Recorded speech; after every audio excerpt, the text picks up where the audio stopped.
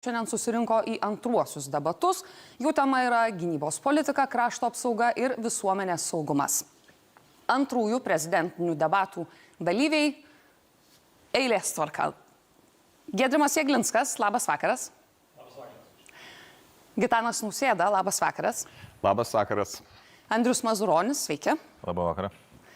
Ingrida Šimonytė, labas vakaras. Labas vakaras. Dainius Žalimas, labas vakaras. Labas vakaras. Ignas Vėgėlė, sveiki. Labas vakaras. Eduardas Vaitkus, labas vakaras. Sveiki, gyvi. Ir Remigijus Žemaitaitis, labas vakaras. Labas vakaras. Su kandidatais esame sutarę, kad atsakymams yra skiriama iki 2 minučių ir po to, kai visi kandidatai pateikia savo atsakymus, iki 30 sekundžių galimos replikos. Pradėsime nuo blitz klausimo ir laiko neskaičiuosime. Pone Mazuroni, ar jūs ir jūsų artimieji turite suruošę maisto ir kitų atsargų krepšį kriziai, kaip nurodo puslapis lt72.lt? Ne, neturiu tikrai, nes netikiu, kad jo prireiks panaudoti. Pane Šimonytė. Tikrai turiu. Pane Žalimai. Rengiam. Pane Vėgėlė. Ne, neturiu. Pane Nausėda. Renku, bet viso neturiu ir darysiu viską, kad šito neatsitiktų ir kad jo nereikėtų. Pane Jeglinskai. Turiu, nes turime būti visą laiką pasirengę. Pane Vaitku. Ne, neturiu. Pane Žemaitaitė. Turiu, nes daug keliaujam, tiesiog daug turistaujam, tai nori, nenori, pas vaikų yra visą laiką. Dėkui už jūsų atsakymus ir pirmasis klausimas jau skaičiuosime iki 2 minučių laiką. Pilietinės visuomenės institutas parodė, kad 70% apklaustų gyventojų norėtų žinoti, koks yra jų vaidmuo valstybės gynimo planuose karo atveju, tačiau tik 9% jį tiksliai žino. Kaip jūs užtikrintumėt efektyvesnį ir nuoseklesnį visuotinės gynybos įgyvendinimą? Pone Vėgėlė. Turbūt visų pirma leiskit pristatyti savo pagrindinę programą, o tada atsakyti jūsų klausimą. Pirma, mano kadencijos metais Lietuvos gynyba stiprės 3 kryptimis. Tai yra sąjungininkų, kariuomenės ir visuomenės. Sąjungininkų, tai niekam nekils abejonių dėl to, kad NATO gins mus, mes esame NATO ir turėsime laiku plėtoti pajėgumus pagal NATO standartus, gynybos planus, taip pat didinsiu santykį ir gerinsiu santykį su mūsų kaimynais, NATO kaimynais, tai yra Lenkija, Latvija, Estija, su naujaisiais NATO sąjungininkais, Suomija, Švedija, taip pat Norvegija. Kariuomenės, aš norėčiau sustiprinti kariuomenės galę, kad ji galėtų gintis ne 14 dienų, kai buvo nesenai pranešta, o 30 dienų ir daugiau. Aš reikalausiu krašto apsaugos sistemos veiklos audito ir sukaupsiu reikalingą logistinius reikmenis, dėl to, kad šiuo metu, mano supratimu, kariuomenė neturi jų ir mes neturim aiškaus atsakymo, kiek ir ko kariuomenė turi. Trečia, visuomenės, ir tai yra svarbiausia. Visuomenė turėtų nustoti visuomenę gąsdinti ir pradėti realiais veiksmais rūpintis. Mes nuolat gąsdiname karu ir nevykdome to, ką turėtų valstybė daryti. Žiūrėkit, mes neturim net ir civilinės saugos sistemos. Šiuo metu gyventojai nėra ir nežino, kaip reikėtų elgtis. Ir paprasčiausi būdai, ką reikėtų daryti, tai reikėtų visų pirma parengti tinkamą valstybės gynimo planą ir tas valstybės gynimo planas turi būti žinomas kiekvienam asmeniui. Tai galima daryti per KASPą, per krašto apsaugos savanorių pajėgas, kurios galėtų informuoti visuomenę. Taip pat reikėtų kalbėti ir apie tos atvejus, kad turėtų būti daugiau įtraukties ir LRT galėtų rodyti. Dėkui už jūsų atsakymą, bet sutarkime, kad atsakome labiau į klausimus, o ne programą pristatinėjame. Pone Žalimai, kaip jūs užtikrintumėt nuoseklesnį ir efektyvesnį visuotinės gynybos įgyvendinimą? Ačiū labai už klausimą. Iš tiesų yra, mano požiūrį, pakankamai daug įrankių. Gynyba turi tapti tikrai visų reikalų. Ir čia reikėtų pradėti, visų pirma, kalbant apie jaunimą, apie ateitį, tai per jaunimo įtraukimą. Tai tam yra jaunieji šauliai pas mus ir be abejo reikia plėtoti jų veiklą. Žinau, kad yra ambicinga programa apskritai pasiekti šaulių kiekį iki 50 000. Dabar toliau, aišku, reikėtų jūs dominti ne vien tik tai grinai, ką mes turim tokį karinį parengimą, bet reikia turėtų omeny, kad karyba neatsilieka nuo technologijų. Tai iš tiesų karyboje vis daugiau ir daugiau lemia technologijos, tai sudominti jaunimą galima, pavyzdžiui, per per robotikos kursus, per visokius kitokius netgi žaidimus ir ateityje iš jų galėtų būti puikus, beje, ir tie patys dronų operatoriai. Tai čia kalbant be abejo apie jaunimą. O kalbant apie visuomenę bendrai, tai mes jau šiandien turim tam tikrą dalyką, raginu visus registruotis į komendatūras ir taip prisidėti prie šalies gynybos taip pat. Ir aišku, svarbiausia tai yra slėptuvių tinklas, civilinė sauga ir atitinkamas visuomenės švietimas. Tai tokios yra turbūt pagrindinės kryptis, bet dar kartą kartuoju, gynyba turi tapti realiai visų reikalų. Tai aišku, labai deramai turėtų būti išaiškinti ir visi gynybos politikos prioritetai, kad mes ne šiaip sau leidžiam pinigus, bet leidžiam pinigus prasmingai. Pavyzdžiui, turi būti kompleksinė oro gynyba, žmonės turi jaustis saugus, turi suprasti, kad tikrai nepasikartos tokia situacija kaip Ukrainai. Ir apskritai, užsiimkime šitą konstruktyvę veiklą, kam aš tikrai galėčiau pritarti. Tai, man atrodo, kartais per daug pas mus panikos keliama tiek tarp gyventojų savo neatsakingais pasisakymais, tiek nepasitikėjimo sąjungininkais. Tai visa tai taip pat yra prezidento užduotis paaiškinti, kad tikrai NATO sąjungininkai pas mus patikimi, tikrai mes gausim pagalbą ir tikrai Lietuvos dangus bus saugus. Pone Nausėda? Pirmiausia, reikia rūpintis mūsų saugumu. Kolektyvinė gynyba yra mūsų didysis skydas, NATO organizacija yra mūsų saugumo garantas. Tačiau be jokios abejonės reikia daug dėmesio skirti mūsų kariuomenės modernizavimui. Ir aš atkreipčiau dėmesį į tai, kad Valstybės gynimo taryba yra priėmusi visus svarbiausius dokumentus, kurie yra reikalingi, įskaitant ir jūsų minimą klausimą. Mes patvirtinome Valstybės gynimo taryboje tiek visuotinės gynybos koncepciją, tiek ir valstybės gynimo planą. Pagal šį planą buvo įkurta valstybės gynimo interesų koordinavimo komisija arba taryba, kurioje mes posėdžiaujame kartu su nevyriausybinėmis organizacijomis, ministerijų atstovais, verslo organizacijomis, šaulių atstovais. Ir tikslas yra pagrindinis - sustyguoti veiklą tarp šitų skirtingų institucijų taip, kad krizės atveju nereikėtų pametus galvą bėgioti ir galvoti, kas kuo turi užsiimti. Turi tikslingai veikti tiek tiekimo sistemos, tiek evakuacijos sistemos, tiek civilinės saugos sistema. Taip, kad valstybės gynimo planas yra parengtas, dabar svarbiausia dirbti labai konkrečius darbus ir šita derinimo koordinavimo taryba tokius darbus turi atlikti. Na, be jokios abejonės, visuotinis pasipriešinimas arba mūsų pilietiškumo, žmonių pilietiškumo ugdymas yra nepaprastai svarbus. Ir šitoje vietoje mes turime tikrai ir su jaunimu dirbti labai aktyviai, kad jaunimas suprastų, kad ši žemė yra vienintelė mūsų žemė, kad mes ją ginsime iki paskutinio kraujo lašo, tačiau darysime viską, kad tos krizės arba tokių iššūkių nebūtų. Mūsų žmonės nusipelno gyventi saugiai, taikiai ir geriausia pasiekti šito yra per atgrasimo efektą. Būtent tai mes šiuo metu ir darome, intensyviai dirbdami su sąjungininkais, organizuodami NATO viršūnių susitikimą. Ir štai kitą savaitę į Lietuvą atvyks Vokietijos kancleris Olafas Šolcas, galėsime inauguruoti tai, ką 22 metais pasirašydami komunikatą padarėme. Vokietijos brigada bus dislokuota Lietuvoje iki 2027 metų. Dėkui, ponė Nausėda. Pone Žemaitaiti, kaip jūs užtikrintisite efektyvesnį ir nuoseklesnį visuotinės gynybos? Tai va, tai klausimas yra labai paprastas ir siaurus. Tai iš esmės, ką taryba yra patvirtinusi, tai manau, kad trūksta sugyvendinimo. Tai mes turime vieną problemą. Šiandieną, kas yra akivaizdu, tai viešas saugumas, tai yra policija, tai yra statutiniai pareigūnai. Ir ko yra pavyzdys, va, ir šios savaitės pavyzdys Kelmėje, kada trūksta pareigūnai ir savivaldybė įkūrinėja stipendijas, kad galėtumėm į policiją pritraukti policijos pareigūnų. Tai manau, būdamas prezidentu, pirmiausiai būtų susitikimas su vidaus reikalų ministru, su premjeru.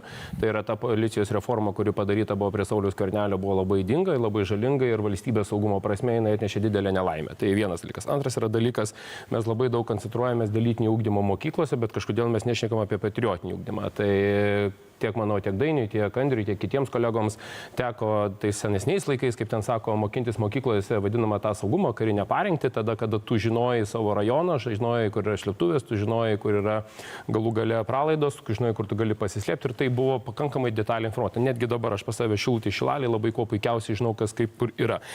Trečias yra dalykas, apie ką mes nekalbam, tai apie darbovietės. Tai vėlgi mes šiandien turime darbovietėse darbo saugos instrukciją, tai yra kaip teisingai elgtis su įrankiais, su inventoriais ir panašiai, bet mes visiškai nekalbame atsitiktus nelaimingam atsitikimai, ko aš abejočiau, ar tai galėtų būti, bet aišku, niekas negali garantuoti. Tai yra tie žmonės, kurie atsakingi darbovietėse, kad tinkamai informuotų darbuotojus. Ir šiandieną mes to dėja irgi mes neturime. Dabar viešo sektoriaus paslaugas teikiančios šilumos tinklai, vandentiekio tinklai, urėdijos, kaip pavyzdys, kurie labai svarbu vaidmenį gali suvaidinti pasipriešinimo metu, ypatingai tas, kaip sako, 30 dienų, ten 15 ar 14 dienų, vėlgi jos yra visiškai neintegruotos ir ką rodo, kad planuose jos nėra, jos yra kažkur tai nuo šaly, kažkur tai padėta į šoną. Ir žinoma, tai yra spauda, tai yra viešinimas. Mes šiandieną daugiau koncentruojame, sako, kad galėtų LRT prisidėti, LRT mes daugiau žinome, kad žiūri vyresnio amžiaus žmonės, tai yra siauras pakankamai ratas, bet mes turime vadinamus tos influencerius, nuomonių formuotojus, kurie galėtų savo tais teisingais pavyzdžiais į tą dalyką įtraukti. Tai manau, kad klausimas yra, sakau, labai pakankamai siauras ir jis tiesiog... Gerai. Sutarkime, kad atsakymams skiriame iki 2 minučių, nes 3 jūsų ją viršijot šitą sutartą laiką. Pone Vaikų. Sakote, visuotinė gynyba. Su kuo ruošiamės kariauti? Mano pradžioje klausimas Lietuvos žmonėms bus ir atsakymas. Kokia diplomatija, kokie planai, kokie politikai privedė iki to, kad mes dabar turime su kažkuo kariauti mažoj Lietuvoj? Ką mes padarėme, kad įvyko tokia situacija? Ką mūsų valdžia padarė? Kai Lietuvos vadovai sako, kad kariausime, citata, iki paskutinio kraujo lašo, man darosi šiurpu, nes tai reiškia, kad Lietuvos nebelieka ir Lietuvos žmonių nebelieka ir visa tai sukelia mūsų politiką. Todėl aš Lietuvos žmonėms sąžiningai ir pasakyčiau, o kas yra grėsmė Lietuvos nacionaliniam saugumui? Be Seimo, ką jie jau seniai žino, Seimo, kuris išduoda konstituciją ir sulaužo savo priesaiką. Ir tai tapo norma. Be Seimo, be teisinės sistemos, kurioje negalima surasti teisingumo. Be valstybės saugumo departamento, kurie tiesiogiai dalyvauja politinėms kovoje, finansuodami žurnalistus, finansuodami, kad jie reiktų tam tikrus politinius šūkius politinėse demonstracijose. Ir kurie žino, kam 27 milijonai dolerių Amerikos kyšių buvo Lietuvoje išdalinti. Tai toks VSD yra grėsmė mums, nes neaišku, kam jisai dirba. Vyriausia rinkimų komisija, kuri nesuorganizuoja lygiateisių rinkimų, tai taip pat yra grėsmė Lietuvos demokratijai ir sukelia mums visiems pavojų. Saugumo informacinės sistemos, viešojosios erdvės esantis užsienio agentai. Jie nėra grėsmė Lietuvos nacionaliniam saugumui, kai jie formuoja nuomonės ir kai jie sukelia žmonėms, išmušdami jų orientyrus, klaidingus. Laikas, pone Vaitkau. Pone Jeglinskai. Na, turbūt čia nepaslaptis, kad Lietuvos nacionalinė saugumo strategija yra atgrasimas. Vienas žodis.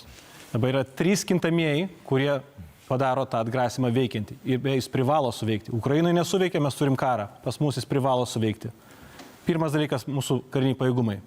Taip, stipri, moderni, pažangi kariuomenė. Antras dalykas - sąjungininkai. Čia, dabar, daugiau, greičiau. Trečias dalykas - visuomenė, kuri iš tikrųjų yra vieninga ir atspari. Dabar einame 3 metus karo. 3 metus, aš sutinku, dokumentai visi yra priimti, nuostabu, bet mes labai gerai žinome, tie, kurie esame buvę šioje vyriausybėse, dalyvavę valdžios institucijose, suprantame, kad didysis neužtikrintumas yra, kokiu būdu tai bus įvykdyta. Mes visą laiką paskupėm ant žmonių, paskupėm ant resursų. Tai klausimas, kaip mes įgalinsime savivaldybės, nes būtent per savivaldybės, sutinku, komendantūros labai gerai, komendantūra tampa dalimi savivaldybės, tvarkoj, kaip tą padarysime, iš kur gausime žmonių. Iš kur, kaip įgalinsime organizacijas tokias kaip šauliai, kaip jaunieji šauliai, kurie beje turi didžiulį efektą ir gali turėti dar didesnį efektą mokyklose, kad mokyklose pradėtume iš tikrųjų nuo pradinių klasių ugdyti ir patriotiškumą, ir pilietiškumą, ir istorijos naratyvą, vėliau kylant, augant vaikams, išmoksta ir pirmosios pagalbos dalykus, galiausiai išmoksta ir kaip valdyti ginklą. Daug dalykų galime padaryti, dokumentai yra tvarkoj, bet čia būtent yra kalba apie lyderystę, kurią turi rodyti prezidentas ir iš tikrųjų įgalinat tas institucijas, pirmiausia, būtų nuo ministrų, nuo aiškaus ministrų kabineto, kuris iš tikrųjų neturėtume turėti 3 metus pasirodo negerai dirbančių krašto apsaugos ministro ir dabar jisai nebėra jau krašto apsaugos ministras. Tai vėlgi, vyriausybės suformavime yra ypatingai svarbus vaidmuo, kad turėtume iš tikrųjų tikrus ekspertus, tikrus žmonės su vizija, kompetencijomis ir lyderystė. Dėkui, ponia Jeglinskai, ponia Šimonytė. Mes turim puikiai dirbantį krašto apsaugos ministrą, bet čia šiaip replika. Tai, man atrodo, mes kalbam dabar apie visuomenės įsitraukimą, ne apie kariuomenę ir ne apie savo partnerius. Tai aš norėčiau ties to ir apsistoti. Man atrodo, yra 3 kertiniai dalykai, kurie yra svarbus visuomenės įsitraukimui. Pirmas dalykas yra atsparumas. Tai, kad visuomenė galėtų suprasti, kad, ką kalbėjo čia ką tik ponas Vaitkus, yra Kremliaus propaganda ir sugebėtų šitą propagandą atskirti nuo to, kas yra tiesa ir kas yra vertybės, kurios yra gintinos. Tada pilietinė valia ginti tai, kas mums yra brangiausia, tai yra laisvė.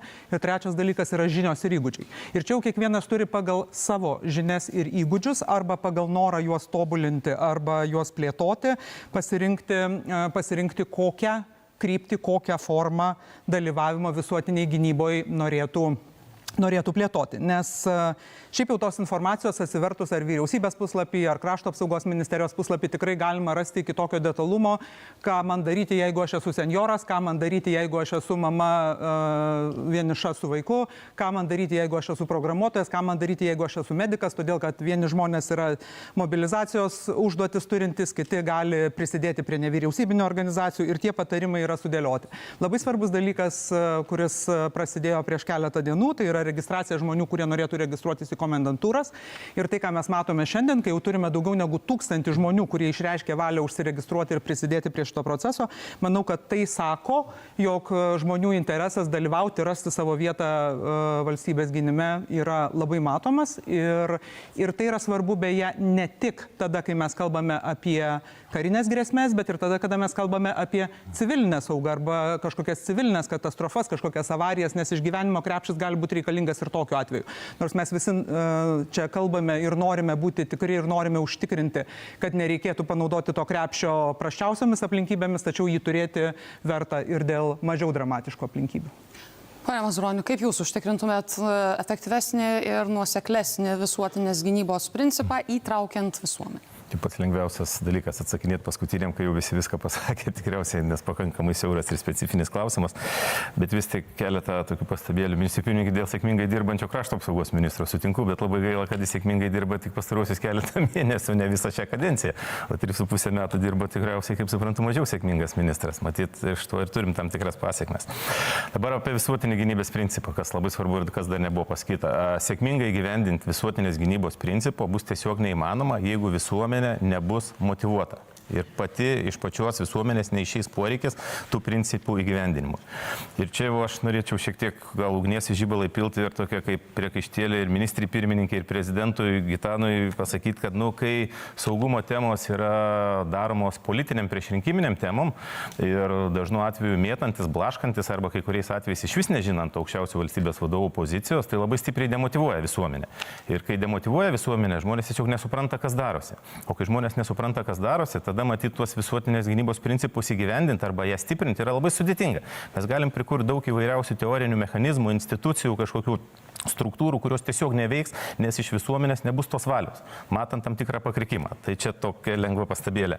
O be jokios abejonės, ši vyriausybė pateikė visuotinės gynybos principo kaip vieną pagrindinių turbūt elementų arba dedamųjų, apie ką čia niekas nešnekėjo, tai privaloma visuotinį šaukimą.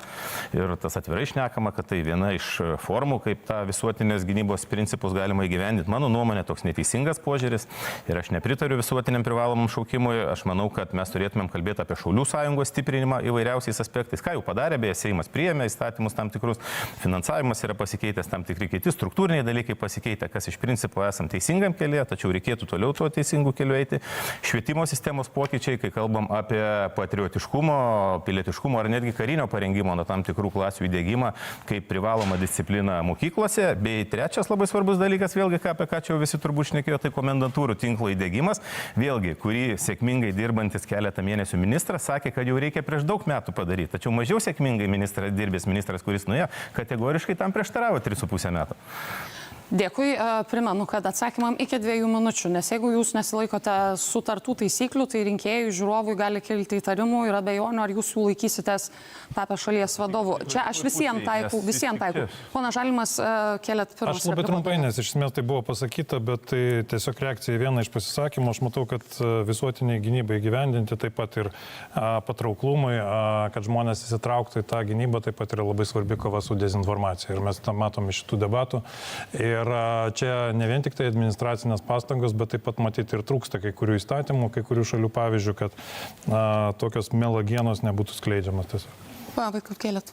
Kadangi tiesa, kai kas vadina Rusijos propagandą, tai aš noriu apie užsienio agentus paklausti, ar užsienio agentai Lietuvoje, jie sąlygojo, kad Belarus kaliai buvo nutrauktas tranzitas ir tokiu atveju tai, ko ir norėjo Rusija, buvo pasiekta santykyje tarp Baltarusijos ir Rusijos.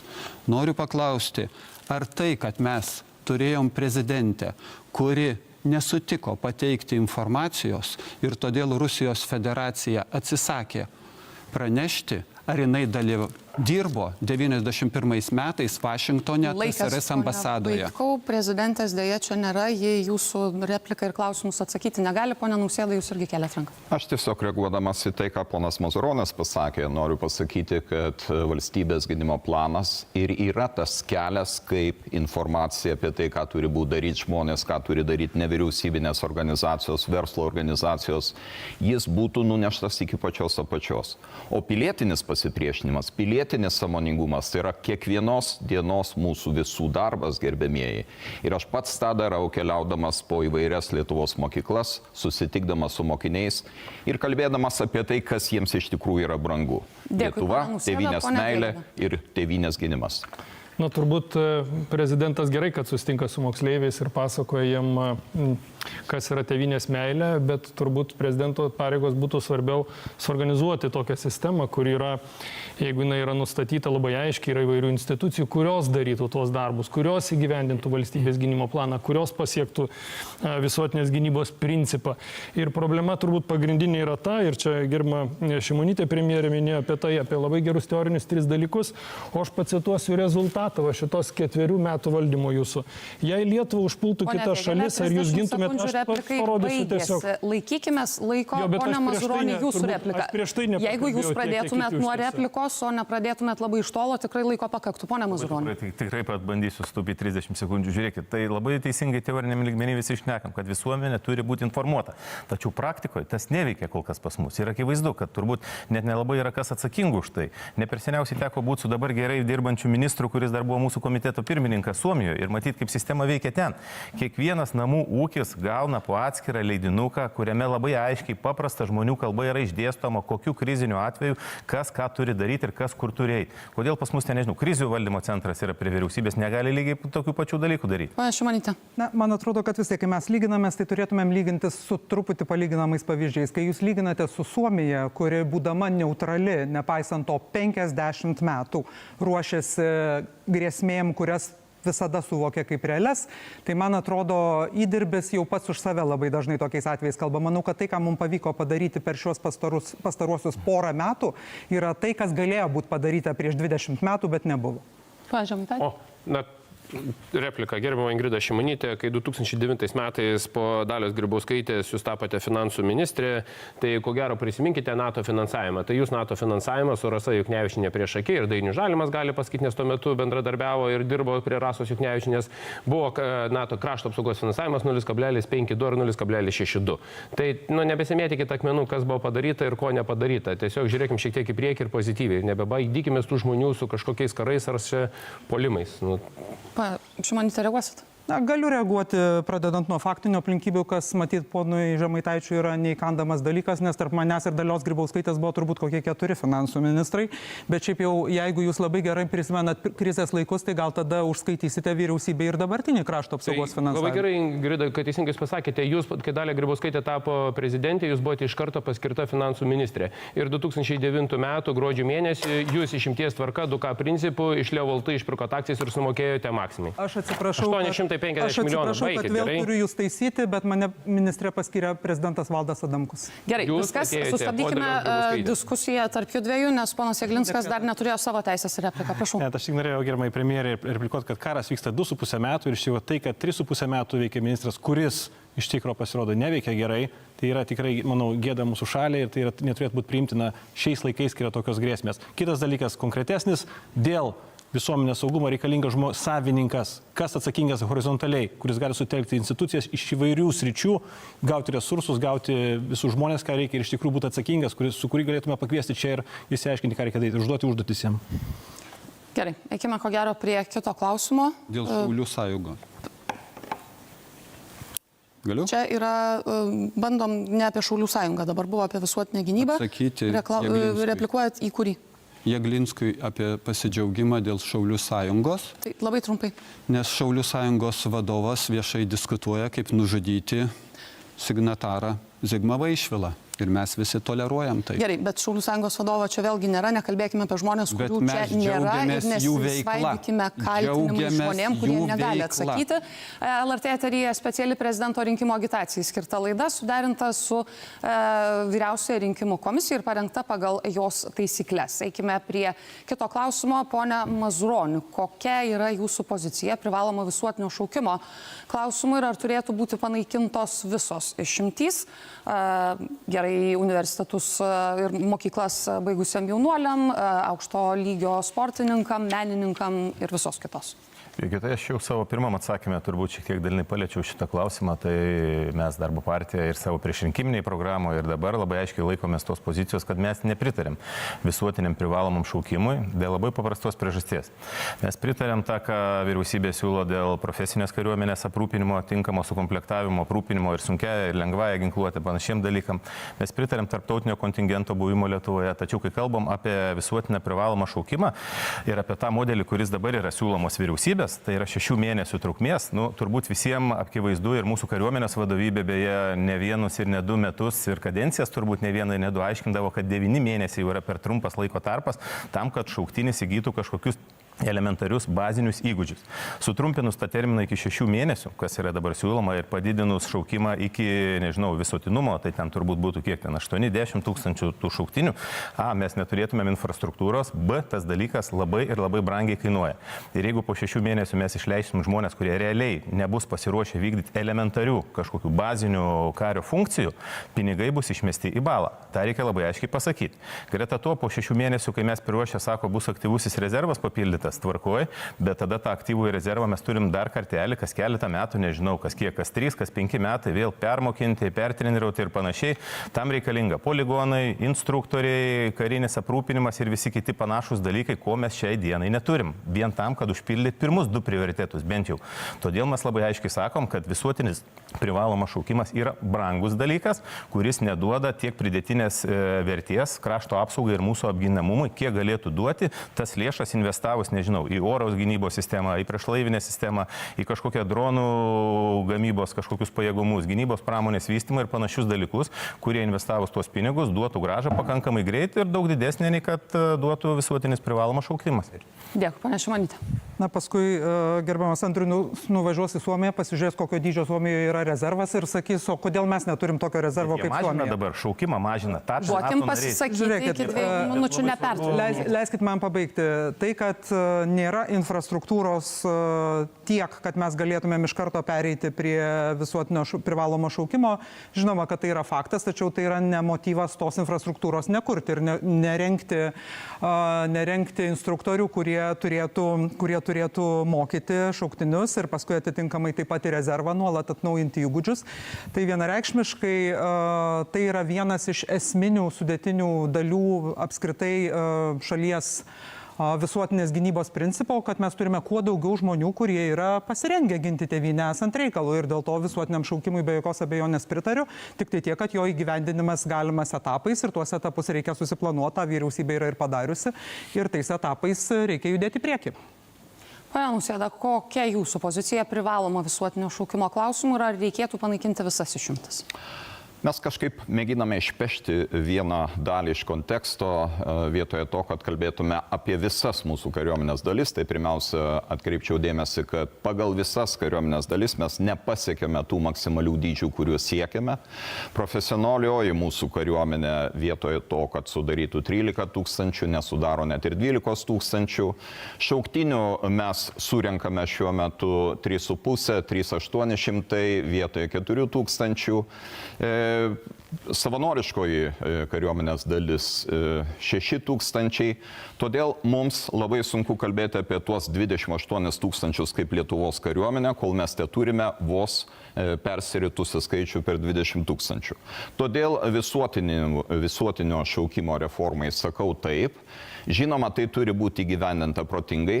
Motyvas pagrindinis yra tas, kad dabartinė atrankinė sistema kelia daug klausimų dėl jos skaidrumo ir daug žmonių galvoja, kad ji veikia taip, kaip, nori geri tėveliai, norėdami, kad jų vaikai nedalyvautų ir nebūtų pašaukti. Aiški sistema, aiškus principai leistų mums pirmiausia suformuoti visuotinio šaukimo būdu pakankamą šauktinių skaičių, o tai automatiškai turėtų teigiamos įtakos pirmiausia aktyviajam mūsų kariuomenės rezervui, kuris sudaro 27-28 tūkstančius, tuo tarpu bendras rezervas daugiau kaip 100 tūkstančių. Negalima turėti pakankamo rezervo, jeigu mes nepasitelkiame per visuotinį šaukimą mūsų jaunųjų.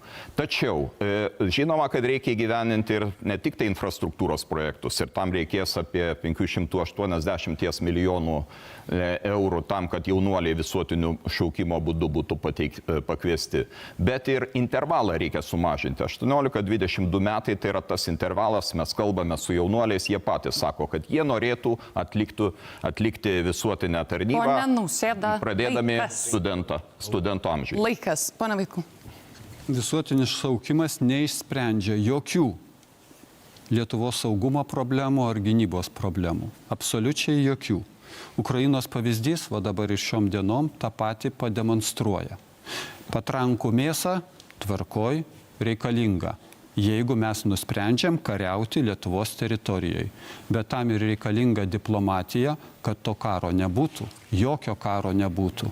Nes jeigu mes pripažįstam kitų šalių interesus, kuriuos mes privalome atsižvelgti, kaip ir kitos šalis pripažįsta Lietuvos interesus, tai tada nėra dėl ko kariauti. Galima visiems viską susitarti. Elementaru yra tai, kad joks karių skaičius Lietuvoje niekada neapsaugos. Tegul milijonas karių būna Lietuvoje, jie neapsaugos Lietuvos. Tegul paskiriam 20 milijardų eurų per metus visą savo biudžetą paskiriam karo reikmėm, mes neapsisaugosim nuo savo klaidingos užsienio politikos ir joks visuotinis šaukimas mums šitoj vietoj nepadės. Dėkui, pane Jeglinskai. Turbūt dėl šaukimo mes čia, išskyrus, kad matau vieną kandidatą, čia daug kas sutarėme, šaukimas yra labai svarbus elementas mūsų visuomenės stiprinimui ir čia tikrai turime daryti viską, ką galim, kad suteikti tiems jaunuoliams tiek tos patirties, kad jie iš tikrųjų išeitų labiau pasitikintis, tikri patriotai, pasirengę į rezervą. Bet turime užduoti klausimą, ar mes vis dėlto kodėl mes vykdome šaukimą? Rezervą didinti, ar visgi norime stiprinti pilietinę visuomenę? Ir aš manau, kad tie abu klausimai nėra vienas kitam prieštaraujantis. Ir čia aš manau, kad labai svarbu yra, kai mes kūrėme beje diviziją, apie kurią turbūt kalbėsime vėliau, augantis profesionalų skaičius įgalins ir padidėjusi šaukimo skaičių. Dabar pagrindinė užduotis yra pritraukti profesionalus į tą diviziją. Ką mes padarėme per eilę metų, kad iš tikrųjų turėti pačius labiausiai motyvuotus, pačius geriausius kariuomenėje? Mažai ką, o jų paketas, socialinis ekonominis paketas, kad karys, kuris tarnauja, jisai galėtų ramiai tarnauti ir nesirūpintų, kad jam ar jo šeima yra pavalgiusi. Orios pensijos, karjeros planavimas, integravimas į civilį pasaulį po karjeros. Visą tai turim padaryti, kad įgalinti mūsų profesionalią kariuomenę ir tada atsiranda, reiškia, galimybės, aišku, didinti ir šaukimą. O kad šaukimą didinti reikia, tai tikrai galima. Bet pasakysiu taip, divizijos, kai mes išpečiame mūsų karinės pajėgas iki divizijos dydžio, poreikis šauktiniam paauga nuo 3,8 tūkstančių dabar iki 7-8 tūkstančių. Kariuomenės duomenimis tai jau yra tas vadinamas visuotinio šaukimo skaičius, kurio mes siekime. Tai vėlgi, su divizija mes galėsime išspręsti ir šaukimą, bet kas svarbiausia, įgalinkime mūsų karius, pasirūpinkime kariais, kurie yra pagrindinis kariuomenės svertas. Dėkui, ponia Žemaitaitė. Iš tiesų, ko gero, čia Raimundas Kuodis gal ir buvo teisus, sakydamas interviu Žinių radijoje, kad uždrauskime žodį gynyba ir atsakykime klausimą, ką mes norim daryti. Tai kiek kandidatų, tiek nuomonių pasakė, tai vienas diviziją statos, tai kitas brigadą stato, tai trečias tankus, tai ketvirtas savanorių šaukia. Tai aš susirašiau bent jau 5-6 pasakymus. Ir toks kyla klausimas, tai kada, kur, kiek ir iš ko mes visą šitą dalyką įgyvendinsim. Tai praktiškai neįgyvendinamas nei vienas jūsų projektas ir nei viena jūsų idėja apie tai, ką jūs kalbate. Kitas yra svarbus dalykas, kad dėl visuotinio šauktimo šiandieną jau galėčiau, ko gero, skaičiau, netgi ir susilaikau dėl paprasto dalyko. Tai, kad į tuos klausimus nėra neatsakoma, kiek mums tai kainuos, neatsakoma, kokią mes turėsime naudą. Ir trečias dalykas, kai kalbame apie profesionalius kariškius, tai mano žiniomis šiandieną dalis profesionalių kariuomenės sistemai dirbančių žmonių, tai dirba nuo 8 iki 5 valandų vakaro ir jau tas darbas baigėsi. Tai prisiminkite statutinių pareigūnų reformą, kur Saulius Skvernelis įgyvendino, tai pusė policijos pareigūnų įstatutino ir padarė valstybės tarnautojais. Tai jeigu šiandien mes profesionalus karys dirba valstybės tarnybos darbą arba jam prilyginta, tai klausimas, ar jisai gali būti profesionalus karys. Tai pirmas, susižiūrėkime, kiek mes jau tokių turime. Kitas svarbus yra dalykas dabar išimtis. Na, tikrai nėra malonu, kada maniškis ko puikiausiai nuėjti tarnavo ir šiandieną studijuoja universitete ir problemos neturi, bet jo bendramžis kažkodėl tai išimties tvarka jam nereikia atitarnauti, nes, na, tai jisai sportininkas, tai žmogus, tai kažkieno tai garsi pavardė ir panašiai. Ir mes kažkodėl tai džiaugiamės, kad, va, žiūrėkit, jie sako, mūsų vardą Lietuvos šlovina arba garsina, bet tuo momentu jis net nesiruošia atlikti pareigą savo valstybei. Tai yra dar toksai vienas tam tikras momentas. Trečias momentas, ką aš pastebėjau, tai yra visuomenės įtraukimą. Tai nereikėtų privalomo karo tarnybos, galų galiai įsitraukit medžiotojus, galų galiai įtraukit pasienio pareigūnus, įtraukit gaisrininkus, įtraukit kitus pareigūnus, kur šiandien iš vis net nėra įtraukti.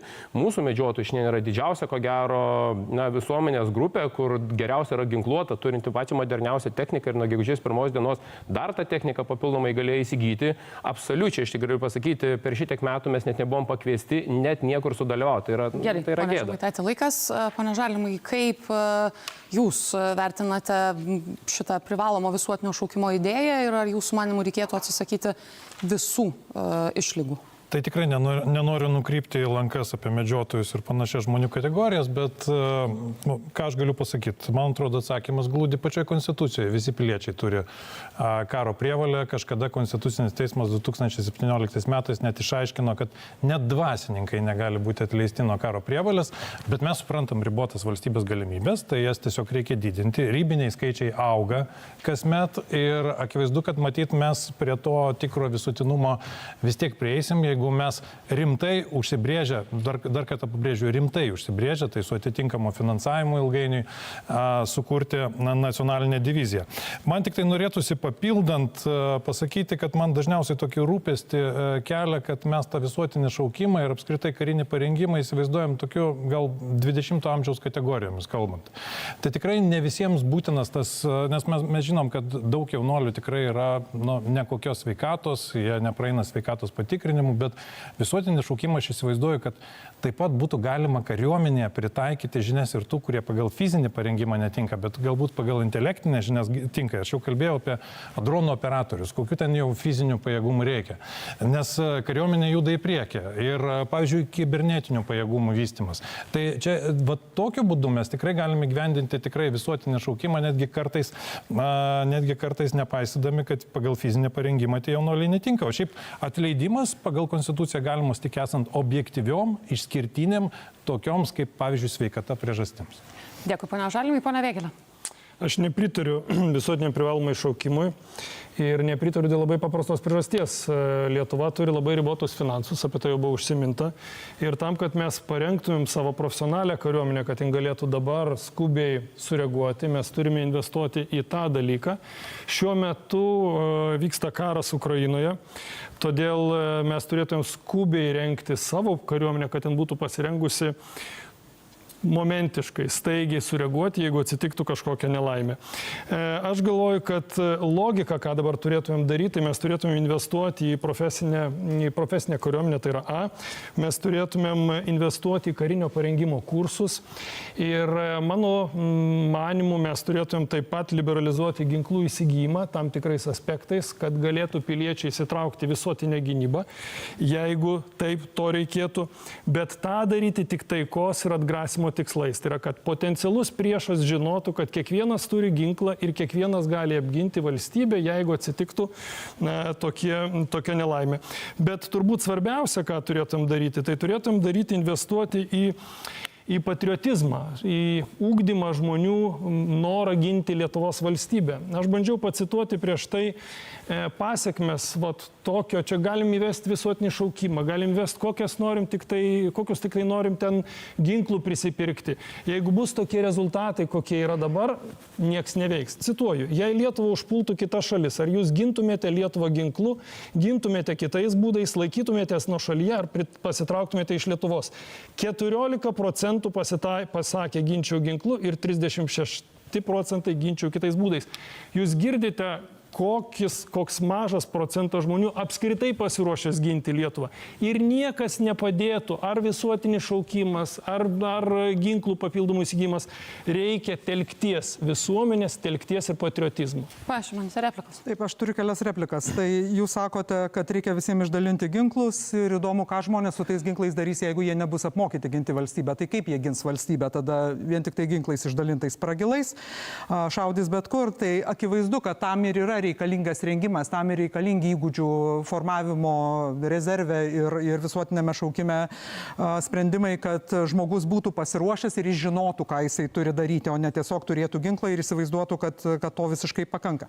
Dabar jūs pats savo prieštaraujate, sakydamas, kad brangu yra visuotinis šaukimas, bet profesinė karo tarnyba yra dar brangesnė ir dėl tos priežasties, tiesą sakant, net tos valstybės, kuriuose nėra šiuo metu šaukimo, jos taip pat svarsto apie šaukimo gražinimą. Taip, tai labai sudėtinga diskusija, nes visuomeniai nėra labai paprasta paaiškinti, kodėl reikia grįžti prie visuotinio šaukimo, bet apie tai svarstoma ir tose valstybėse, kuriuose šaukimo labai seniai nebuvo. Ir man atrodo, kad tai labai gerai atspindi tiesiog pakitusi suvokimą apie saugumo grėsmės, nepaisant, ką čia ponas Vaitkus kalba, nes jo užsienio politika turbūt yra iš karto pasiduoti, prisijungti prie Kremliaus ir tada nereikia su nieko kariauti. Vaitkus, norit reaguoti? Tai kai ima žmonės kalba 2 metus, kad karas privalo būti, mūsų valdžia kalba, karas privalo būti, mes privalom kariauti. Ir dabar čia mes susirinkę irgi kalbam, tiesiog kito varianto nėra, karas privalo būti. Tik tai ar su vienais kareiviais kariausim, ar su kitais, ar su vienais šautuvėliais kariausim, arba su kitais. Ir jeigu kalbi apie tai, kad karo galima išvengti ir elementariai, tai tada sako, čia yra pasidavimas kažkam tai. Kadangi Lietuvos žmogus puikiai žino, kad jis savo teritorijoje pasistatyti namo negali, jeigu kaimynas nesutinka. Valstybiniu mastu, nes tokia yra tiesa. Ir taip žmogus supranta, kaimyno interesai turi būti suderinti. Kai mes kalbam Lietuvos mastu ir apie Lietuvos kaimynus, sakom, o mums nusišvilpti ant kaimyno. Gerai, ponia Užtat ir Vaitkau, turim ačiū. karą. Kryme papasakokit arba Donbase apie tai, kaip tai veikia. Ponia Glinskai. Aš kalbu apie Na, aš ponui Vėgėliai, kai sakoma, kad šaukimas yra brangu yra okupacija. Čia yra tikrai, čia mes kalbame apie egzistencinius dalykus. Tai vėlgi, dabar dėl 20%, mano skaičiais, 20% žmonių yra pasirengę ginti ginklų. Tai yra geri skaičiai, tai yra 400 000 žmonių. Tai yra pakankamai, nes reikalinga, kaip kariškis, aš pasakysiu, 400 000 su ginklu, reikalinga dar turbūt 1,5 milijono, kurie remia jos. Tokie yra skaičiai, kai būna karas. Kitas dalykas, ką aš turiu savo programoje, visuotinis šaukimas, jis toks skaldantis fenomenas. Absoliučiai skalantis. Turime turėti visuotinę pilietinę tarnybą, kur kiekvienas jaunuolis po mokyklos eina ir atitarnauja ar kariuomeniai, ar nevyriausybinio organizacijų, ar švietimo įstaigoje. Gerai, ir po ponia tų metų išeina Glinskai, stipresni dėkui, laikas. Ponia piliečiai. Vėgėlė, replika jūs. Tai, ką jūs kalbate ir tai, ką kalba ponia Šimonytė, tai yra alternatyva labai aiški, tai yra parengimo kursai. Ir aš apie tai kalbėjau, kad mano supratimu vietoj visuotinio šaukimo galima turėti karinio rengimo kursus, kurie galėtų būti privalomi visiems be išimties. Ir kalbant apie tai didžiulis skirtumas. Ir kalbant apie tai, kad tai yra brangesnė, tai turbūt reikia investuoti į kariuomenę šiuo metu, kad ji galėtų veikti dabar ir staigiai. Plikom rankom mes apgynėm laisvę, plikom rankom apgynė Kentra amžinatilsi, Viktoras Petkus amžinatilsi, Nijolė Sadūnaitė Ponia Vėgėlė, amžinatilsi. ačiū, laikas, ponia Nausėda. Reikia. Aš Pone Vėgėlė, neketinau reaguoti į tai, ką ponas Vaitkus sako, bet negaliu. Tiesą sakant, ar jūs žinote, kad mes čia be kita kol kalbame ir mes esame kandidatai į postą, kuris vadinsis vyriausiasis ginkluotųjų pajėgų vadas. Tai jūs balandžiam ketinat vadovauti, ar kam? Tai pirmiausia, aš noriu pasakyti, kad Ukraina taip pat nesiruošia karui. Nei 2014 metais, nei 2022 metais ji nesiruošė karui. Ir ji nedarė nemenkiausio postumio, kad tas karas įvyktų, bet karas įvyko. Ir pono Vėgėlei galiu pasakyti, mes nusimušam nuolat į vienos kariuomenės rūšies plėtojimą, net nekalbėtame apie tai, kad mes esame kolektyvinio gynimo organizacija. Ponia Nausėda, laikas. Gal galima paprašyti visų stebėti laiką, nes jūs manęs Visi stebi laiką, kai kurie yra sutaupę atsakymuose. Stebim. Jūs irgi stebėkit savo laiką, aš pastebėsiu visų. Gerai? Ponia Žalimai. Tiesiog čia buvo kalbama, kad visuotinis šaukimas neva yra labai brangus, taip, tai nėra gal pats pigiausias malonumas, bet aš nežinau, ar tas klausimas bus. Tiesiog prisijunkim visi prie iniciatyvos 4% nuo BVP ir viską mes įgyvendinsim.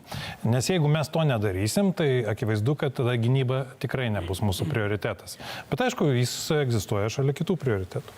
Tomas Zuronis. Aš labai trumpų porą remarkų. Tai reaguoti į pono Jaglinsko pasakymą prieš pastatymą visuotinį privalo šaukimo arba okupacijai, tai aš prieš pastatyčiau arba visuotinis privalomas šaukimas, arba oro gynybos sistema, arba tankų įsigijimas, arba dronų kažkokios gamybos pajėgumų vystymas. Šitaip galim prieš pastatyti, puikiai suvokdami, kad prioritėtų sąrašas yra pakankamai ilgas, o finansų turim tiek, kiek turim. Ir akivaizdu, kad dėl papildomų mokestinių priemonių kažkokių susitart nepavyksta ir nepavyks. O ministrė pirmininkė dėl suomių šaukimo, tai jūs labai teisingai pasakėt, kaip jie projektavo savo gynybos koncepciją, bet jie dabar jie visiškai keičia, tapę NATO nariais, mažina šauktinių skaičių ir maža... Tiesiog norėjau pasakyti, kad kai tu kolektyvinio gynybinio alianso... Nereaguosit, ponia Šimonytė, reaguosit, nekalbėkime kartu. Labai trumpai, kai mes jau tą pasieksim, tada galėsim visokius dalykus svarstyti, bet mums iki to dar labai toli.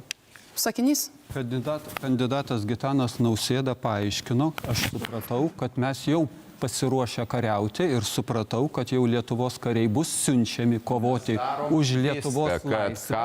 Gerai, nekalbėkit vienu metu, jūs pabaigėt sakinį, ar ką mes darom? Lietuvos laisvė šiuo metu yra ginama Ukrainoje, tai reiškia, ten kariai jau bus. Jokių karių ten nebus, bent šiuo metu apie tai niekas nekalba ir nereikia iškraipyti netgi tas idėjas, kurias prezidentas Makronas teikia. Dar vieną kartą kartoju, kad mes darome viską, kad karo nebūtų. Kad Lietuva būtų tokia stipri savo atgrasimu, kad niekam nesinorėtų testuoti mūsų tvirtybės kartu su mūsų sąjungininkais. Tai yra mūsų didysis privalumas ir ko pritrūko Ukrainai. Ir kodėl Rusija susiviliojo šitai avantūrai? Todėl, kad Ukraina nebuvo NATO narė. Gerai. Pone Nausėda, ačiū, pone Žemaitaitė, ir eisime prie kito klausimo. Jo, labai trumpai, tai esmė reikia, kaip ir sakiau, investuoti ne į savanorių privalomą šaukimą, o į bendros visuomenės įtraukimą. Tai pono Žaliui replika, tai aš tik tai galiu jums atsakyti, kadangi jūs, matau, nežinote. Tai Ukraina yra 700 000 medžiotojų ir karo pradžios metu, 22 metais, tai buvo pirmi žmonės, pirmieji, kurie turėjo ginklus ir stojo ginti Ukrainą. Tai buvo vieni iš pirmųjų. Tai aš noriu pasakyti pačiam gerbiamasis, kad... Iškite į komendantūrą. Tai aš komendantūrą... Aš užsirašiau beje į komendantūrą. Būkime pagarbus vieni kitiems. Gerai, pabaigiam vienas. Medžiotojų jūs neįtraukite. Šiuo metu medžiotojų yra 83 000 Lietuvoje, kurių šeimos nariai yra pasiruošę ir gali būti. Ką aš noriu pasakyti? Viskas. Pone Žemaitaitė, jūsų laikas jau seniai baigėsi. Laikykime sutartų taisyklių. Eikime prie kito klausimo ir, pone Šimonyte, šį kartą nuo jūsų pradėkime. Kiek ir iš kokių labai konkrečių šaltinių turėtų būti didinamos lėšos gynybai? Na, pirmiausia, vis dėlto pagal tai, ką mes jau dabar esame susiplanavę kaip artimiausio laikotarpio prioritetus ir nėra taip, kaip čia kolegos bando priešinti, kad jeigu šitą norim, tai to nedarom. Yra keletas labai aiškių dalykų. Pirmiausia, Vokietijos brigados įsikūrimas Lietuvoje su to susijusios išlaidos, mūsų pačių kariuomenės stiprinimas per visuotinio šaukimo plėtrą ir per aktyviojo rezervo ir šiaip ir parengtojo rezervo taip pat įsitraukimą, nacionalinė divizija ir kontrmobilumo priemonės. Tam, kad būtų įgyvendinti artimiausio laikotarpio prioritetai, artimiausias laikotarpis skaičiuočiau iki 2030 metų, šitą laikotarpį tiem minimaliem poreikiam užtenka 3% bendrojo vidaus produkto. Jeigu finansavimas bus didesnis, visada rasis ką padaryti daugiau arba greičiau. Čia tiesiog yra akivaizdu. Tai šaltiniai yra labai paprasti. Šaltiniai yra du. Tai yra mokesčiai arba skola. Tai tie du šaltiniai ir bus derinami per visą laiką, kol Lietuva turi deficitinį biudžetą. Dėkui. Tai buvo Ingridos Šimonytės atsakymas. Nuo eteryje speciali prezidento rinkimų agitacijos laida. Pone Mazuroni.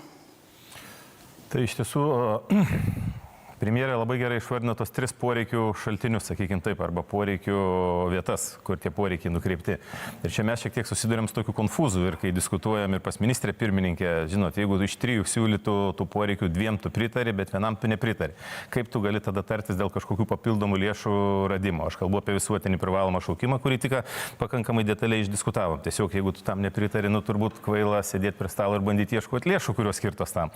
Bet žiūrėkit, viskas tvarkoja, šitą galima susidėlioti. Kai kalbam apie kažkokius papildomus mokestinius dalykus, tai mano nuomonė visų pirma, kad yra nesažiningiausia ir dabar ministrės pirmininkės bei atsakymas tą puikiai atskleidė, kad nėra jokio plano, vyriausybė neturi jokio plano, arba mokesčiai, arba skolintis. Nu koks čia planas? Nu tai jeigu mokesčiai, tai turbūt labai aiškiai galima išvardinti, kokie mokesčiai ir kas yra, kokie sprendimai priimti. Dabar, kai jūs siūlot vieną koalicijos partnerį, kitą, treti koalicijos partnerį, trečią, nu akivaizdu, kad jokio sprendimo nėra ir turbūt nebus iki rinkimų galo. tą reikia labai aiškiai vardinti. Visa kita yra toks politikavimas. Tai šiai dienai galėtumėm šnekėti apie pelno mokesčio 1% didinimą, su kuo verslininkai patys sutarė, beje, ir patys tam pritarė.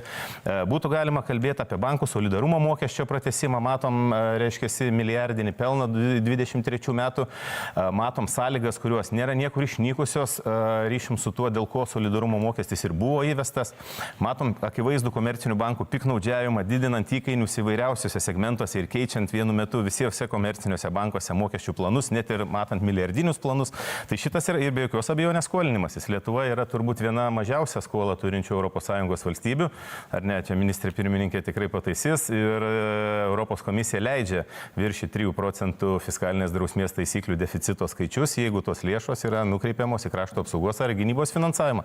Tai šitai šaltiniais ir reikėtų finansuoti. O tas, kas jūs yra siūloma, ar PVM, ar akcizai, tai yra ne kas kita, kaip didžiosios dalies išlaidų užkrovimas ant mažas ir vidutinės pajamas gaunančių žmonių. Dėkui, ponia Mazuroni. Pone Žalimai, jūs kiek ir iš kokių labai konkrečiai šaltinių didintumėte lėšos gynybai? Na, žinot, man būtų įdomu sužinoti, ar aukščiausi valstybės vadovai palaiko tą visuomeninę iniciatyvą dėl 4% ateityje, nes kalbėti tik apie 3%, tai man atrodo, tai beveik prilyksta nedaryti beveik nieko. Bet šiaip, jeigu mes tikrai gynybą matom kaip mūsų šalies prioritetą, tai apie 4% mes turim kalbėti kaip apie siekiamybę, o dalis sprendimų sprendimų, kad pasiekti 3 procentus kitais metais jau turi būti priimami nedelsiant šioje Seimo sesijoje. Nes mes žinom tą mokesčių taisyklę, mokesčiai negali įsigalioti kitą dieną. Yra pusės metų maždaug parengiamasis laikotarpis, tas vakacijų lėgis. Tai praktiškai šioje Seimo sesijoje jau turi būti tie sprendimai priimti. Tai dėl to mane tikrai stebina, kada tie pareigūnai, aš turiu minėti, ar finansų ministrė, ar ministrė pirmininkė, galbūt nesuformuluoja taip aiškiau, iš ko mes konkrečiai didinsim. Aš, pavyzdžiui, galiu pasakyti, kaip aš matau šitą klausimą, tai be skolinimus iš tiesų galimybių, tai pelno mokestį mes jau visi matom, kad 1 procentų, bet tai reikia daryti jau dar šiemet, kad kitais metais įsigaliotų. Tai gali būti ir tam tikrų akcizų lengvatų atsisakymas žemės ūkiui ir čia, dėja. Bet arba mes gynybą iš tiesų pripažįstam savo prioritetu, arba tada galim apie tai nekalbėti, arba tada didinam PVM, ko labai nesinorėtų. Tai pavyzdžiui, tokie šaltiniai jie tikrai galėtų būti, kaip ir galima būtų svarstyti, paimti, pavyzdžiui, 150 milijonų iš savivaldybių, nes savivaldybių pajamos taip pat auga ir taip pat pademonstruoti, kad mes realiai nešnekomis esam nusiteikę stiprinti šalies gynybą. Žemaitaitė. Šiaip tai pritrenkė mane šitas dalykas, kai mes kalbam apie finansavimą ir pagrindinis finansavimas, sako, skolinamės arba mokesčius. Tai Jurgio Razmos, pseudoekonomisto pasakymas, vos nes ir lėktuvus jau galėtų remontuoti, sako, priimsim naują mokestį ir viskas tas įsispręs. Tai pelno mokestis tiesiog guls ant vartotojų pečių, nes kiekvienas verslininkas yra pateikęs bankams verslo planą ir yra numatyta, koks yra pelno bus marža ir pagal tą yra skaičiuos.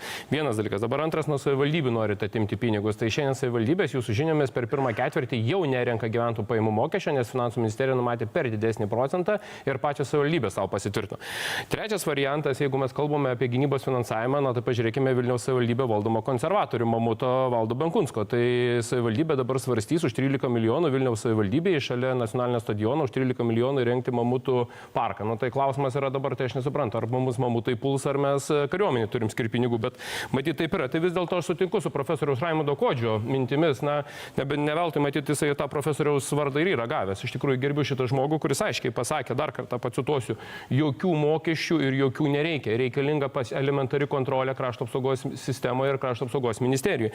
Ir dar kartą aš pacituosiu patį profesorių, kuris aiškiai pasakė, kada, kur, kiek ir iš ko mes šiandien dienai darysime. Pateikite excelinį variantą visuomeniai, kokiais 27 metais, ką darysim 28, ką 30 metais. Deja, mes turim 24 metų balandžio mėnesį, mes neturime absoliučiai nieko, bet mes kalbame apie diviziją, mes kalbame apie tankus, apie brigadą, apie kuprinę, apie savanorius ir panašiai. Tai aš dar kartą galiu pasakyti, krašto apsaugos ministerija yra balaganas ir įdomu yra tai, kad Laisvės partijos buvęs inovacijų viceministras Jurgutis ekonomikos komitete kažkaip labai sėkmingai Kaziui Starkevičiui prisiūlė projektą, kad panaikinti krašto apsaugos ministerijoje viešuosius pirkimus, pusę konkursų padaryti neskelbtinų dėrybų būdu. Tai klausimas yra, kaip jūs norit pritraukti, kad į rinką ateitų naujų žaidėjų, naujų dalyvių ir pasiūlyti optimaliausią kainą, konkurencingą kainą, kai tuo momentu išeliminuoti. Ir to yra pavyzdys Šiaulių savivaldybė. Ir susilaikykime nuo kalbėjimo apie žmonės, kurių čia nėra ir kurie negali atsikirsti. Pone Nausėda. Man atrodo, kad reikia pirmiausia suderinti tas išlaidas, kurias mes ir investicijas, kurias mes planuojame, su pajamomis. Jeigu mes žinome, kad iki 2027 metų priimame Vokietijos brigadą, turime padaryti tai ir tai, infrastruktūrą sukurti visą reikalingą, poligonus parengti ir taip toliau, reiškia, žinome išlaidas. Jeigu mes turime jau konkrečias sutartis, pagal kurias, pavyzdžiui, HIMARS 8 vienetai sistemų bus patekta iki 2027 metų, reiškia, mes žinome labai konkrečias pinigų sumas, kurias reikia skirti. Jeigu mes nusimatėme tam tikras investicijas į kitas oro gynybos sistemas, šaradai ar panašiai, reiškia, mes žinome sumą, kurią turėsime tam skirti. Ir tada, žinodami mūsų investicijas, mes galime planuoti savo pajamas. Aš visada pasisakau už labai paprastą principą. Jeigu tai yra vienkartinio pobūdžio išlaidos, arba jeigu mums reikia perkelti laiko tiltelį, nes, sakykime, tas pats pelno mokestis, jo padidinimas duotų realias pajamas jau tik tai nuo 2026 metų, mes galime pasinaudoti skolinimo instrumentu. Mūsų yra iniciatyva įdiegta buvo tiek į praėjusių metų biudžetą, tiek į šitą biudžetą, galimybė pasiskolinti nuo tų 2,75 iki 3 procentų, tai yra papildomai, jeigu tam yra poreikis ir svarbiausia yra labai konkretus planai po tuo. Viskas. Ir čia čia mes šitoj vietoj galime susitarti. Skolinimasis kaip laikinų poreikių finansavimas arba laiko tiltelis. Jeigu reikia tvarių šaltinių, aš irgi pasisakyčiau ir sakote, nesusitarėme. Aš pasirašau po jūsų pasiūlymų tiek padidinti pelno mokestį, tiek ir galimybę pratesti bankų solidarumo įnašą. Ir šiandien, aš manau, konsensusas jau yra pakankamai smarkiai pajudėjęs ne tik tai dėl šitų dviejų dalykų, bet ir labai aiškiai beveik visi čia turbūt sutarsime. Mums nereikia atiminėti ir vogti pinigus iš savivaldybių, mums nereikia vogti pinigus pridėtinės vertės mokestį keliant. Taigi, sprendimai labai aiškus. Vaitkų, jūsų atsakymas, kiek ir iš kokių konkrečiai šaltinių reikėtų didinti finansavimą gynybai? Didinti nereiktų, mano supratimu, nes šiuo metu 10% biudžeto mes skiriame savo karo reikmėm. 10%. Ir padidinom tą skaičių per 3 metus 80%. Turbūt mes pasidarėm saugesni. Aš atsakau ne, mes pasidarėm mažiau saugus, skirdami daugiau pinigų. Siūlo dvigubai padidinti, tai 20% biudžeto skirti karo reikmėm. Klausimas tada, mūsų vaikai turės atiduoti tuos pinigus, kadangi norima skolintis. Arba dabar iš žmonių per mokesčius visus tuos pinigus surinks. Tai aš sakau, pinigus geriau paskirti yra pensininkam, slaugytojam, mokytojam, net ir prokuroram, kurie nepakankamai yra finansuojami ir teisinė sistema mūsų buksuoja. Galima sumastyti, kad Pentagonas, Amerika, Jungtinės Amerikos valstijos, Pentagonas audito savo nesugeba padaryti. Pastoviai, kasmet nesugeba. Tai gal Lietuvoje galima būtų karo mūsų sistemoje auditą viešą padaryti ir pranešti, kiek, kas, kur, kodėl sumokėjo, permokėjo ar nepakankamai sumokėjo. Galima aišku ir pajokauti, kad galbūt mes planuojame, kaip 21 metais spalio mėnesį buvo diskutuojama NATO, būtent mūsų karo ministro pasitarimuose, apie atominį ginklą Lietuvos oro erdvėje.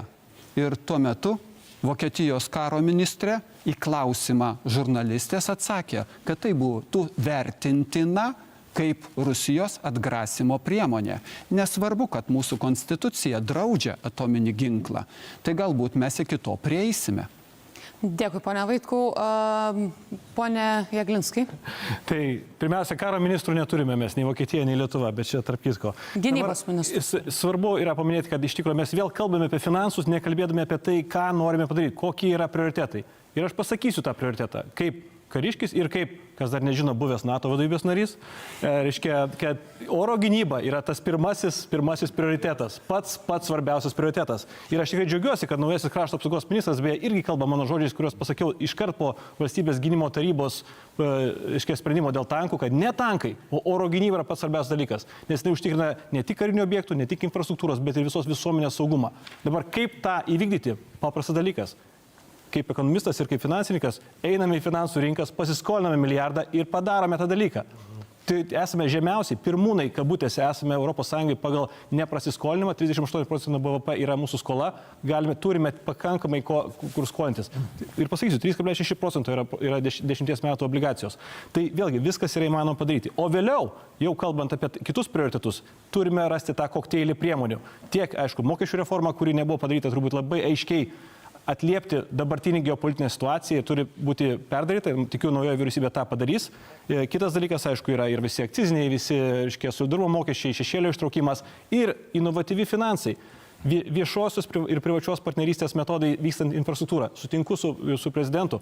Brigada yra esminis dalykas, kaip pastatyta infrastruktūra, kaip statėme 3 karinius miestelius praeitoje vyriausybėje. Tai yra įdarbinį verslą, tai nesiskaito kaip valstybės skola, tai yra inovatyvūs finansai. Daugiau idėjų ir daugiau energijos šitame dalyke reikia. Dėkui, ponia Jeglinskai, ponia Vėgėlė. Tai aš galvoju, kad ko gero, jeigu tapčiau prezidentu, pakviešiu poną Jeglinską patarinėti tais klausimais, labai gerai išdėstė galutinius dalykus, kur reikėtų ir ką investuoti, bet pagrindinis turbūt akcentas turėtų būti ne absoliutus dydis yra esmė, o panaudojimo efektyvumas. Šiuo metu Lietuvos bendrasis vidaus produktas yra apie 702 milijardai. Mūsų biudžetas yra apie 17 milijardų. Šiuo metu mes investuojame į krašto apsaugą beveik virš 2 milijardų. Tai yra daugiau negu 10%, netoli turbūt 12-13%. Jeigu mes kalbėsime apie 4%, tai bus ko gero penktadalis viso Lietuvos biudžeto, netoli penktadalio viso biudžeto. Tai klausimas yra, į ką investuoti. Mes patys nežinom, į ką investuoti. Praeitas ministras investavo į tankus, naujasis ministras ateina, jis investuos į dronus, pasikeis kitas ministras, jis investuos į dar kažką. Klausimas, iš kur paimti pinigų, yra labai paprastas. Biudžeto skaidrumas. Ministras Anušauskas išeidamas pasakė apie tai, kad krašto apsaugos ministerijos sistema yra neskaidri ir pas jį ten buvo įvairių abejonių, ar ne? Prezidentas minėjo apie tai, kad jis neskirs jokio ministro tol, kol nebus išsiaiškinta, ar tai yra skaidru ar ne. Ir dar STT nepareiškė nieko apie tai, o mes jau turėjome naują Kasčiūną ministrų. Tai mano įsitikinimu, kad ką mes privalome turėti, tai privalome turėti krašto apsaugos ministerijos veiklos ir finansinį auditą, labai aiškiai nustatyti, ko mums reikia ir ką reikėtų daryti. Ir tada reikėtų padaryti kitus veiksmus, kurie ypatingai svarbus tomis lėšomis, kurias mes turime. Tai piliečių telktis. Ir dėja, bet aš dar kartą kartoju, per šitus 4 metus mes turime tokią klaikę susiskaldimą ir tokią klaikę situaciją, kad gyventojai tiesiog neis ginti, net ir mums pripirkus čia ginklų ir metalo. Dėkui, ponia Vėgėlė, ponia Šimonytė, apie jūsų. Aš ponui Gedrimui gal jisai nežino, kad visi tie inovatyvūs sprendimai tikrai yra suskaičiuoti ir būtent jie ir yra įvertinti, infrastruktūros kūrimas visas yra numatytas būtent PPP principu ir čia tikrai nereikia atidarinėti Amerikos. Aš džiaugiuosi, kad jūs pritarėt Vokietijos brigados dislokavimui Lietuvoje, nes atsimenu, kad buvo ir kitokių nuomonių jūsų paties pareikštų, bet prioritetai yra labai aiškus. Aš jau tą minėjau. Tai yra Vokietijos brigada, tai yra mūsų pačių kariuomenės apginklavimo ir taip pat žmonių aprūpinimo ir žmonių rengimo išlaidos ir kontrmobilumo priemonės, kas yra mažesnis dalykas. Ir gerbiamam Andriui noriu pasakyti, tai yra dalykai, dėl kurių sutarėm. Ir tie dalykai, dėl kurių sutarėm, gali būti įgyvendinti, bet vis dėlto skola žavėti siūlyčiau ribotai, nes palūkanas mokėti reikia iš savų. Pane Glinskai, jūs reaguosit? Aš labai trumpai, aš tikrai niekada nesusakęs, kad Vokietijos brigados nereikia, reikia sąjungininkų daugiau, greičiau, kuo daugiau ir kuo įvairesnių. Tai reikia ir amerikiečių, ir vokiečių, ir kuo daugiau sąjungininkų bus Lietuvoje, tuo mes būsim stipresni, čia faktas, tai nemeluokime.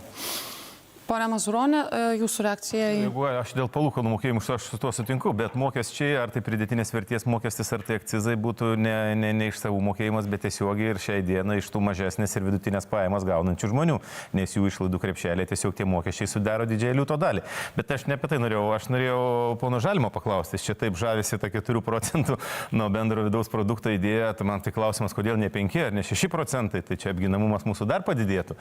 Bet kai yra sakomos tokios, mano nuomonė, visiškai tokios politinio populizmo ar priešrinkiminio tokio patoso mintis, galbūt jūs galėtumėte įvardinti iš kokių šaltinių, nes ministrė pirmininkė aiškiai pasakė, kad nuo 3 iki 4% yra 1 milijardas eurų. Pone Mazuronim, pone Žalimai, jūsų atsakymas? Taip, politinį populizmą aš kaip tik girdžiu iš tų, kurie čia apie auditus kalba visokius, nes iš tiesų tai yra tiesioginis pasakymas, kad niekas čia nieko nedarys. 4% suskaičiuojant visą tai, ką mes čia norim ir kompleksinę oro gynybą, kuri šiek tiek kainuoja. Ir sąjungininkų brigadą, ir diviziją, ir visus kitus prioritetus, jie manau, kad visai natūraliai susidėliotų. Galų gale, tai kaip iš kokių? Tai, jeigu aš nekalbėkite vienu metu. Bibliotininkės iš ko paimti? Pasakykit. Žiūrėkit, mes turim apsispręsti, ar tikrai gynyba yra šalies nacionalinis prioritetas. Jeigu aš suprantu, kad nėra. Aš noriu ponui gerbiamai Ignui atsakyti dėl Kasčiūno skirimo. Paskirtas buvo tik tai tada, kai gavome visą informaciją iš specialiųjų tyrimo tarnybos, kad pono Anušausko priekaištai arba informacija, kuri pateikta, neturi pagrindo. Tik tai tada. Ir vienas geriausių sprendimų, kas šiandien. Pone Mazuronė, nekalbėkite, kai kalba kiti. Nepertraukinėt manęs dėl audito. Gerbiami ponai, tai jau yra padaryta. Tiek valstybės kontrolė įtraukia į savo planus, tiek ir STT vykdys tyrimus susijusius su kariuomenės pirkimais, tai tikrai yra prioritetas. Gerbiamai, pone Nausėda, pone Vėgėlė. Tai dėl to turbūt reikia dalyvauti šitose debatuose, nes nuolat kalbant apie tai, kad reikia skaidrumo, galų gale gal prieisim iki to, kad bus padarytas auditas ir krašto apsaugos sistemų, ir finansinis, ir veiklos auditas. O ponui Žalimui aš replikuoju ir gerbama Mazuroniui, iš tiesų toks įspūdis, kad ponas Žalimas nori dar didesnę finansinę atskirtį padaryti tarp žmonių, įvesdamas papildomai PVM mokestį, padidindamas jį. Pane Žalimai. Man tai yra labai keista tokius dalykus girdėti, nes mes kada kalbame apie tai, kad Lietuvai reikia rengtis gynybai ir būti vienai pirmaujančių šalių pagal skiriamų lėšų kiekį procentiškai gynybai, tai iš tiesų, ką aš dabar girdžiu, tai visų pirma, niekas nieko nenori daryti dar šiemet.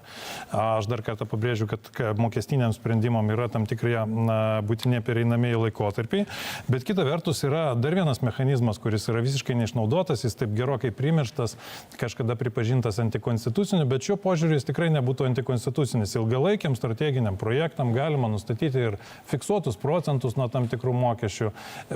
Tai konstitucija leidžia. Pane Žalimai, laikas jau viršyje 30 sekundžių, pane Vaitkau. Aš noriu tik tai paklausti, ar jau sumažintas, laikinai padidintas PVM mokestis?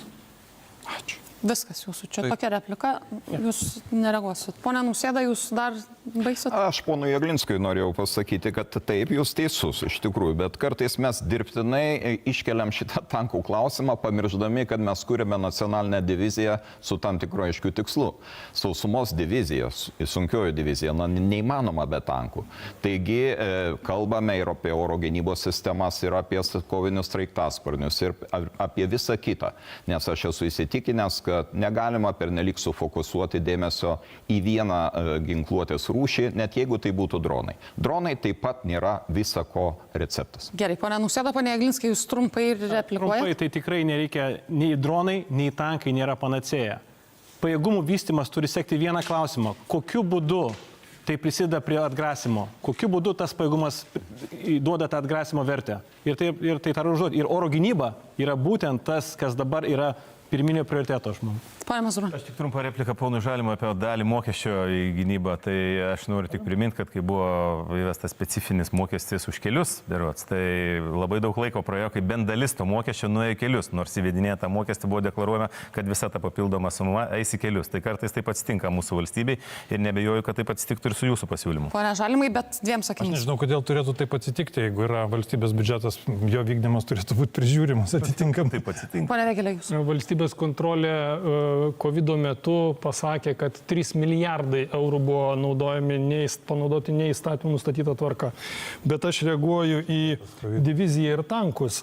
Tai yra, mes iki šiol turėdom tokias mažas grupės ir mūsų kariuomenė būdavo koncentruota į nedidelės grupės. Dabar mes turim diviziją, tai yra didžiulį darinį ir toks įspūdis susidaro, kad tankų pirkimą pateisinimui yra kuriama sunkioji divizija, nes tankai šiaip yra puolamoji technika, ne gynybinė. Gerbiamas Ignai, mes turime dar labai daug darbų padaryti, kad galėtumėm apie diviziją kalbėti kaip apie faktą. Bet apie tai kalbama. Gerai, dabar pakalbėsime būtent apie tai, apie ką jūs čia dabar diskutuojate. Primenu, kad eterėje speciali prezidento rinkimo agitacijos laida.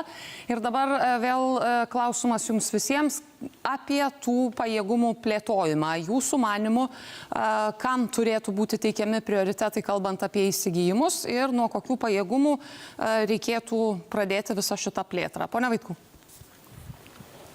Jūs jau žinot mano poziciją elementarę. Aš tik tai dar priminsiu, kad Vokiečių brigada nuo 27 metų pilnai šičia jau pas mus Lietuvoje bus. O Ukrainos pavyzdžiai rodo, kad per pusmetį, per metus drastiškai keičiasi situacija. Būtent karybos prasme, karo priemonių panaudojimo prasme. O mes dabar vis tiek kalbam užsispyrę ir atkakliai, taikos mums nereikia, taika reikalinga per karą.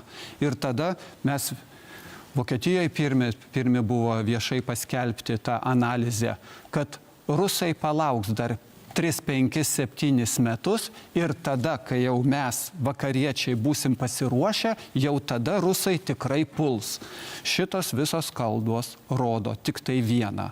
Sąmoningai politinę valdžią turinti žmonės sąmoningai organizuoja žmonės link karo, link sunaikinimo. Karas yra sunaikinimas. Vietoj to, kad šitą energiją skirtų taikiam klausimo sprendimui. Aš tada privalau priminti elementarę tiesą, kad Problema pasidarė tada, kai mes vakariečiai pasakėme savo pradžiai, kad Rusijoje nebus politinės valios pradėti karinius veiksmus, nes Rusija nepakankamai ekonomiškai ir finansiškai pajėgi ir mes ją sutriuškinsime ir neturėdami politinės valios jie vėl eilinį kartą nusileis tam šantažui, kurie mes vakarai darėme Rusijos atžvilgiu.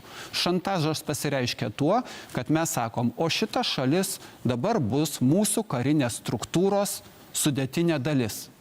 Ir pakartoju tą pavyzdį. Žmogus prie kaimyno tvoros medį Lietuvoje pasodinti negali be kaimyno leidimo. Dėkui, ponia Vaitkau. Laikas, ponia Nausėda, kokiems Lietuvos gynybos pajėgumams turėtų būti skirti prioritetai ir kurie įsigijimai turėtų būti pirmiausia? Mes valstybės gynimo taryboje priimame visus svarbesnius sprendimus dėl didesnių pirkimų. Net ir tie patys Haimarsai 2021 metų pabaigoje buvo priimtas sprendimas valstybės gynimo taryboje, po to prasidėjęs karas Ukrainoje parodė, kad Haimarsai yra labai efektyvūs kovos lauke. Mes kalbame taip pat apie Black Hawksų sraigtasparnių tiekimą, kuris jau bus padarytas neužilgo. Mes kalbame apie oro gynybos sistemas, Šaradai, taip pat kitas oro gynybos sistemas. Taip, mes norėtume turėti ir Patriot sistemą Lietuvoje, tačiau jūs puikiai žinote, kiek ji kainuoja. Ji kainuoja tarp 1,2 ir 2 milijardų rinkoje. Tai yra nežmoniškai brangu ir dėl to aš darau viską, kas mano galioje ir tikrai sekasi neblogai, siekti, kad oro gynybos sistemos rotacinių pagrindų ateitų ir į Lietuvą. Štai konkrečiai su premjeru Marku Riute sutarėme, kad bent jau keliom savaitėm, 2 savaitėm Patriot sistemos bus pratybų metu atgabentos į Lietuvą. Bet labai yra svarbu suprasti, kad taip pat reikia glaudžiai sieti ginklus. Ginklai patys savaime neegzistuoja ir nekovoja. Jie turi būti derinami su kariuomenė. Ir dėl to labai svarbu suprasti, kad mes priimam Vokietijos brigadą. Tai reiškia ne tik tai tų 5100 karių ateimą, bet tai reiškia taip pat ir vokiškos technikos atvežimą. Tie patys tankai bus atgabenti, kitos šarvuotos pėstininkų kovos mašinos. Taip kad tai yra ginkluotė, kurią mes gausime įgyvendindami Vokietijos brigados projektą.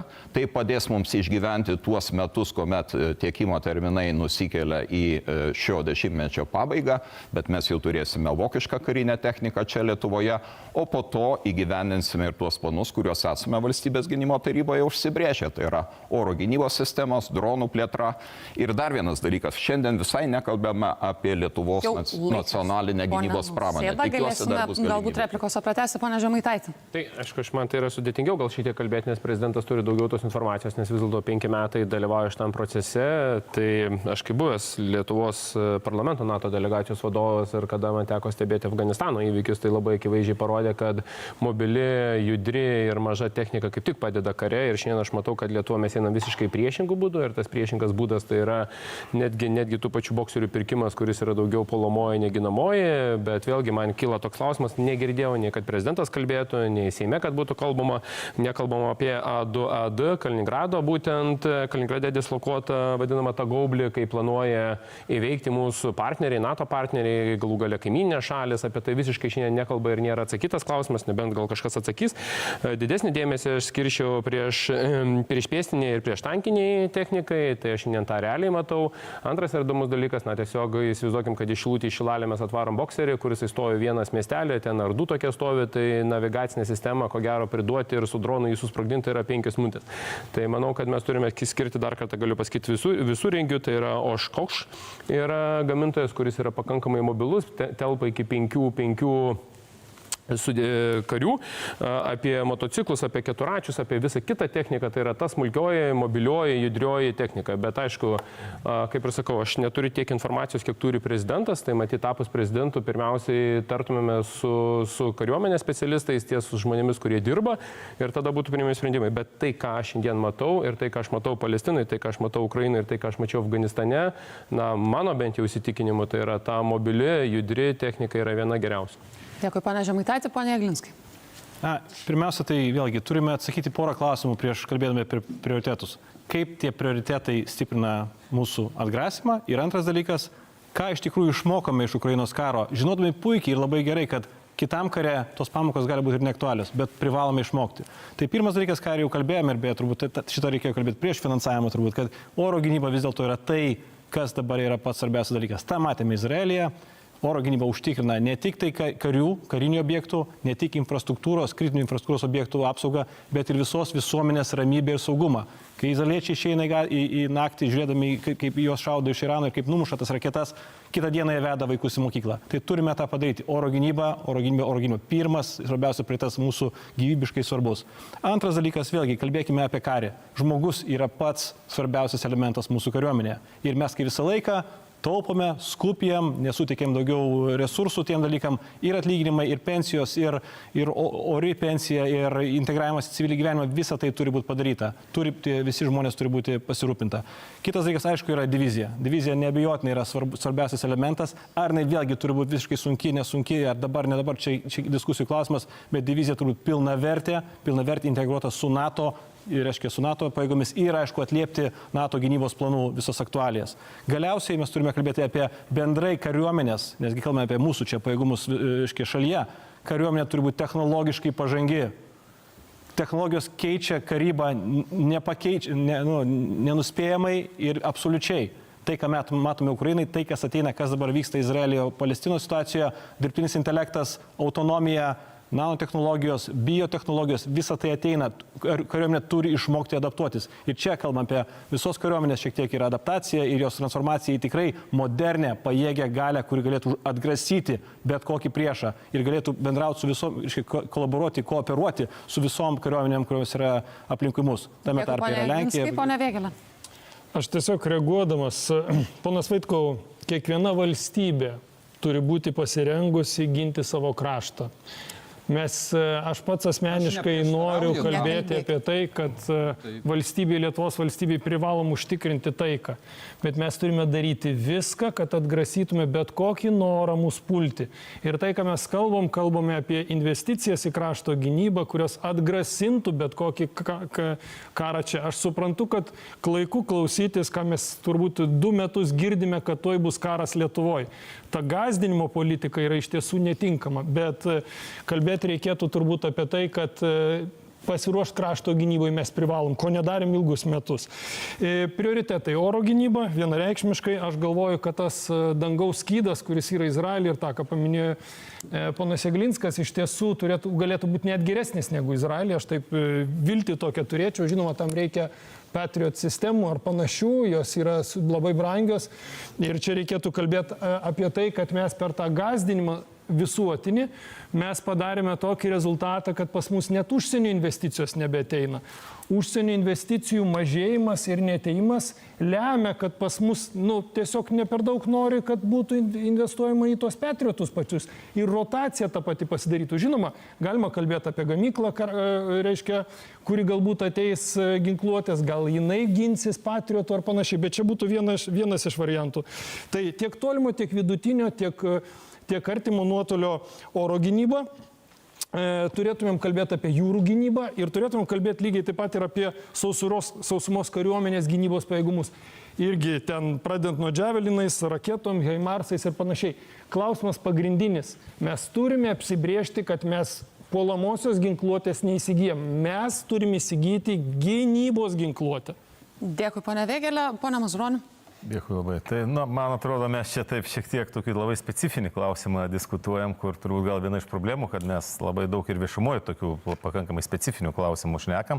Ir čia kiekvienas šneka, kas ką girdėjęs kažkur. Reiškia specialistai tokie, kas kada ką įsigyti reikia. Jeigu ten prezidentas su ministrė pirmininkė gal daugiau girdėjo posėdžius, mes turbūt mažiau, bet žiūrėkit, man atrodo, akivaizdu yra, kad politiniam lygmenį prioritetas pagrindinis tai yra mūsų profesionalios kariuomenės pilnas ekipiravimas ir aprūpinimas visa moderniausia ginkluotė. Aš suprantu, kad oro gynybos pajėgumai yra kritiškai svarbus ir Ukrainos pavyzdys tą parodė. Kas toliau turėtų sekti po oro gynybos? Ar tai priešlaivinė kažkokia ginkluotė, ar tai dronų kažkokių pajėgumų vystimas, ar tai kažkokių kibernetinių pajėgumų vystimas. Beje, prieš einant kariniai operacijai kibernetinės atakos prasideda visada kaip taisyklė. Kibernetinius pajėgumus turėti kritiškai svarbu yra. Ar tai kažkokių, nežinau, sunkioji artilerija, kažkokie ten tankai, įsigijimai, dar šarvuočiai ar dar kažkas. Čia, man atrodo, yra šiek tiek problema, kad politikai per daug apie tai šneka, o ne kariškiai. Ir čia kritinės svarbos. Aš valstybės gynybos tarybų turbūt ten pašnekat, nacionalinio saugumo gynybos komitė mes kartais pašnekam, bet norėtųsi aktyvesnio kariškių įsitraukimo, ne viešuose galbūt formatuose, su labai aiškia, specifinė ir tokia profesionaliomis žiniomis, patariant politikam, kokius sprendimus vis tik priminėti. Tai kritinės svarbos tas dalykas. Be jokios abejonės, tarptautinio kontingento buvimas, gynybos pramonės užkūrimas, ką ir Gitanas Nausėda minėjo, kritinės šaulių stiprinimas, komendantūrų ir panašus dalykai, tiek kur politiniam lygmenį. Bet aš labai stipriai abejoju, ar politikai taip detaliai turėtų dėstyti, kokią ginkluotę, nuo kokių gamintojų ir su kokiais techniniais parametrais turėtumėm įsigijinėti. Dėkui, ponia Mazuroni. Ponia Šimonytė, kokie Lietuvos gynybos pajėgumai turėtų būti plėtojami pirmiausia ir kam turėtų būti teikiami prioritetai? Mes dabar taip kalbam, tarsi tie gynybos pajėgumai nebūtų plėtojami. Tai krašto apsaugos finansavimas siekia daugiau nei 2 milijardus eurų ir pagal NATO standartus mes investicijom išleidžiam ne mažiau kaip 20% krašto apsaugos biudžeto kiekvienais metais ir netgi daugiau.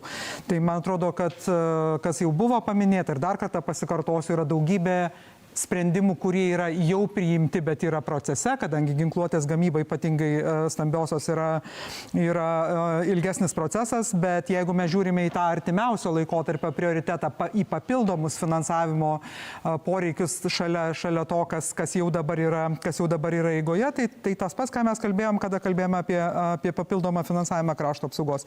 Iš esmės tai yra investicijos, kurios yra reikalingos infrastruktūrai, tai yra investicijos, kurios yra reikalingos mūsų kariuomeniai, be kita ko kario aprūpinimui, bent jau pirmiausia profesionalios karo tarnybos, vėliau ir privalomosios, ir rezervo. Taip pat, žinoma, dronų, antidronų pajėgos, kibernetinės pajėgos, bet čia jau eilės skaičiais nuo patriotų, tai mes jau turbūt visi čia sutarėm, kad tai skiriasi jau, taip sakant, nuliais, o ne, tai čia negalima tų prioritetų kažkaip priešinti, todėl kad keli prioritetai tikrai gali būti gyvendinami kartu. Aš norėčiau vis dėlto grįžti prie tų kalbų apie taiką. Tai man atrodo, kad čia yra problema tokia, kad mes matyt turim skirtingą požiūrį į tai, kaip galima pasiekti taikos. Tai taikos, mano supratimu, galima pasiekti tik per mūsų stiprybę. O mūsų stiprybė yra keli kertiniai elementai. Mūsų pačių pasirengimas ginti ir būti efektyviu atgrasimu, mūsų partnerių buvimas čia ir buvimas taip pat efektyviu atgrasimu ir mūsų partnerių investicijos čia. Be kita ko, investicijos taip pat ir gynybos pramonė.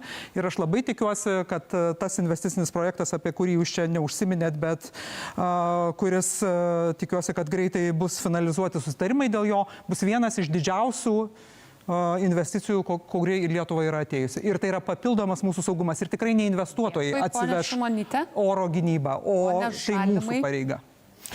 Dėkui. Na, iš tiesų, čia esi priverstas kartotis, bet ko aš galiu pasidžiaugti, kad žmonės, kurie pasisako prieš 4% nuo BVP, kartu ragina Lietuvą įsigyti patriotus, kuo greičiau.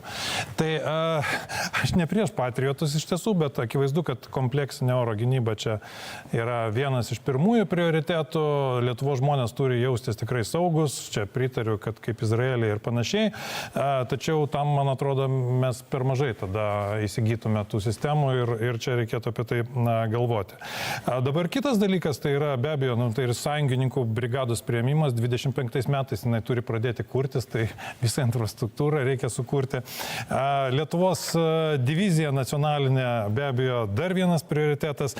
Visuotinė gynyba, galbūt čia pabūsiu originalus ir pasakysiu, kad aš tikrai pasiūlyčiau formuoti tokį ir šaulio krepšelį, nes mano požiūrį yra tikrai nenormalu, kada šauliai patys už savo pinigus, ko ne viską įsigyja. Tikrai, manau, būtų galima surasti tam lėšų didinant gynybos biudžetą. Na ir galų gale, kas jau čia skambėjo, mes turim būti iš tiesų technologiškai pranašesni. Va čia iš tiesų atsiveria erdvė nacionaliniai gynybos pramoniai, kalbant apie lazerių panaudojimą, dirbtinio intelekto panaudojimą, tikrai galim šaudyti toliau negu priešininkai, galim nusitaikyti tiksliau su lazeriais ir netgi nepaisant visų trukdymų, kurie būdingi GPS sistemom ir taip toliau. Tai iš tiesų tokie ir prioritetai. Dėkui, ponia Žalimai. Ponia Vaitkau, Vėgėlė minėjo jūsų pavardę. Tai mes turim atgrasimą savo jau pasiruošę, būsim nuo 27 metų. O iki to laiko mes sakom, jokios diplomatijos nereikia, mes griežtai elgsimės su savo oponentais. Tai viena mūsų kryptis, kuri man aiški. Antra, 22 Patrios sistemos per metus pagaminama. Ir mes sakom, suspės aprūpinti ir mes galėsim nusipirkti. Ir nieks nenori kalbėti, kad mes esam NATO nariai, suprantama. Bet NATO architektonika, dabartinės gynybos architektonika jau pradeda birėti. Dėkui, ir ponia mes Vaitkute, turim ponia Jeglinskai. Jungtinės karalystės Šiaurė plus. Laikas baigėsi, ponia Jeglinskai. Tai priešas supranta tik tai jėgą. Turime rodyti savo galę ir jėgą. Tik taip galime išvengti, taip galime sustiprinti atgrasimą, kad iš tikrųjų išvengtume karo. Kitas dalykas, dėl modernaus karo, kas buvo paminėta, labai gerai. Bet karys ateina tarnauti, mes norime pritraukti žmonės tarnauti, geriausius, kad jie liktų. Modernus karys apginklavimas tvarkoj, bet socialinio-ekonominis paketas yra niekada nekalbam apie tai, visą laiką taupame ant žmonių. Galiausiai noriu paaiškinti tiem, galbūt, kurie nėra iš karinės srities, puolamoji prieš ir ginamoji technologijos kare skirtumas yra pradingęs. Visko reikia. Kaip ir kibernetinė gynyba yra lygiai taip pat kaip ir kibernetinis puolimas, lygiai taip pat apie HIMARS ar Black Hawk, Oshkosh, kuriuos pirkau, viskas yra ir puolamasis, ir ginamasis, tai čia viskas sueina. Tai žiūrėkit, kolegos, kiek yra karių, šiandien mes neturim ginklų. Ta pateikė Krašto apsaugos ministerija. Ginklų reikia, bet ryšio mes neturime. Ką jūs darysit, kaip jums atjungs Starlinką? Jau toks pavyzdys yra buvęs. Trečias dalykas - fortifikacija. Absoliučiai vėlgi nekalba nei prezidentas, nei premjerė, nei Nacionalinio saugumo gynybos komitetas. Dabar jūra, kadangi, Klaipėda kraštas tai yra mano. Mes kiek kalbam apie racinio gylio, apie jūros saugumą, apie jos užtikrinimą, mes visiškai nekalbam. Dabar jūs kalbate apie Patriot sistemą. Ar jūs bent žinot, kas Izraelį, kokią sistemą apsaugo ir apgynė nuo Irano dronų? Iron Dome. Iron Dome, tai apie ką jūs šnekat? Jūs šnekat apie Patriot ir visiškai skirtingas dalykas. Ten yra Amerika, ten yra Prancūzija, prisidėjo. Pone Nausėda. Dvi, bet nepiktos replikos. Pirmiausia, gerbiamam Vėgėliai galiu pasakyti, kad tiesioginės užsienio investicijos, jų suma per pastaruosius ketvertą metų išaugo 60%. Tai yra daugiau negu per ankstesnį dešimtmetį. Na, o jeigu dar pridėtume tokią investiciją kaip Rheinmetall, tai būtų iš viso labai įspūdingas skaičius. Vokietijos brigada atsiveda kartu su savim investuotojus, tą mes turime suprasti.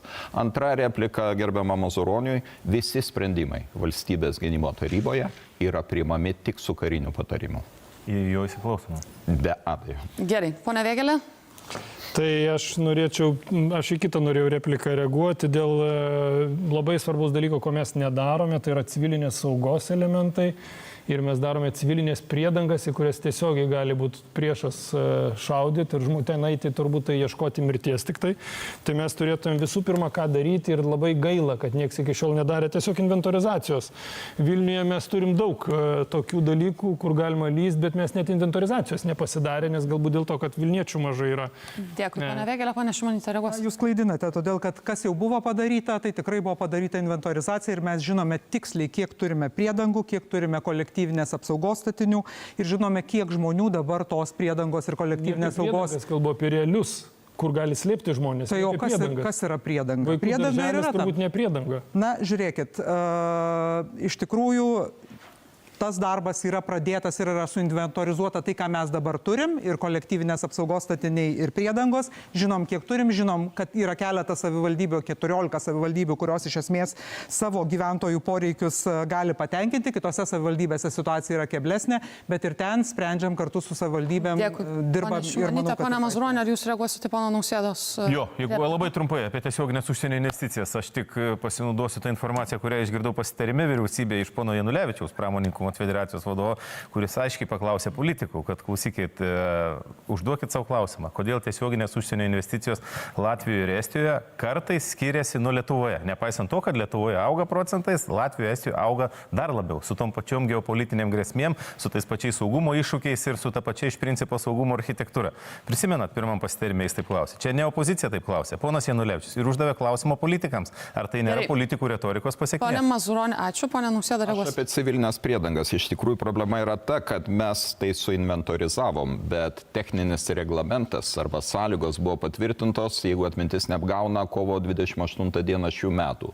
Tai klausimas, ar pagal šitas techninės sąlygas, tai, ką mes suinventorizavome, atitinka tas sąlygas, nes eina kalba ir apie elektros tiekimą, ir apie langus kai kuriuose priedangose, na tai kokybiškai tai yra dėja nepatenkinantis reikalavimų dalykai. Sąlygos yra naujai statybai, tai tą reikia labai aiškiai suprasti, kad kai tu statai namą nuo nulio, tu gali tuos reikalavimus pilnai įgyvendinti ir privalai juos įgyvendinti. Tačiau tada, kada mes jau kalbame apie tai, ką dabar turime, mes turime išnaudoti visą tą turtą, kuris jau buvo sukurtas pagal tas paskirtis, kuriuom gali tekti jį naudoti. Jūs nereplikavo dar, ponia. Aš taip juokaudamas pasakysiu, kada čia dabar visi ir apie civilinę gynybą kalba, dar galima prisiminti ligoninių pritaikymą, štai jums ir gausis 4 procentai, jeigu mes viskam tos pinigus skirsim. O jeigu šiek tiek rimčiau, tai iš tiesų, kalbant, pavyzdžiui, apie oro gynybą ir apie kai kurios kitus dalykus, gaila, kad praeitie buvo įvairių nesusipratimų, tarkim, įsigijimų srityje su kitomis Baltijos valstybėmis, bet mano požiūrė, ko mes neišnaudojame, mes galėtume kooperuotis galbūt aktyviau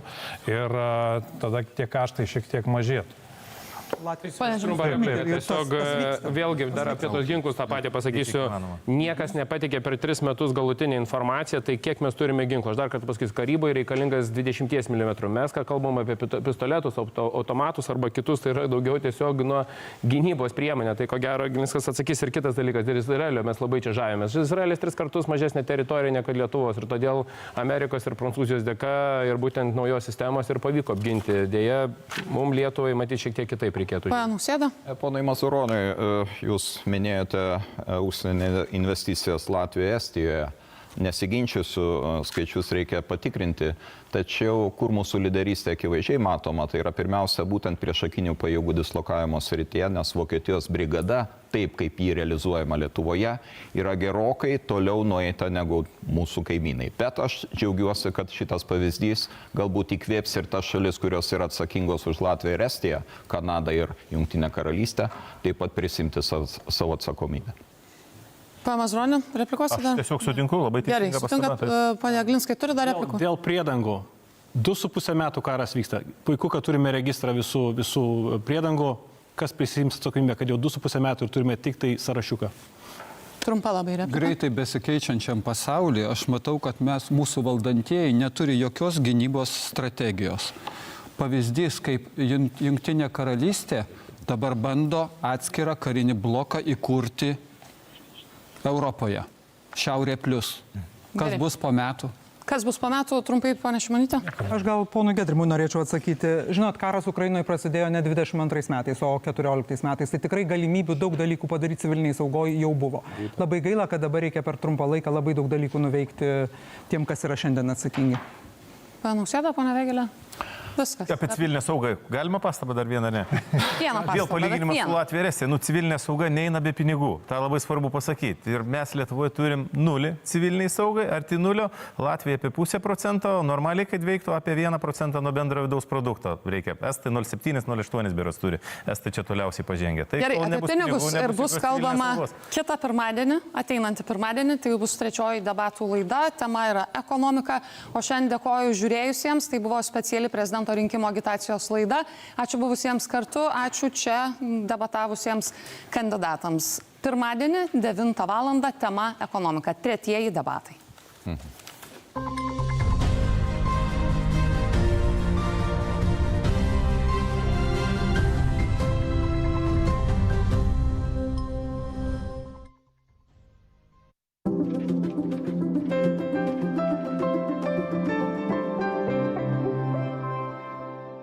Neįrėmintos Leis Tabaka Rožanskaitė.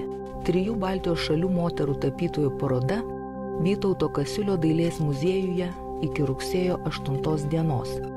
Organizatoriai projektą finansuoja informacinis partneris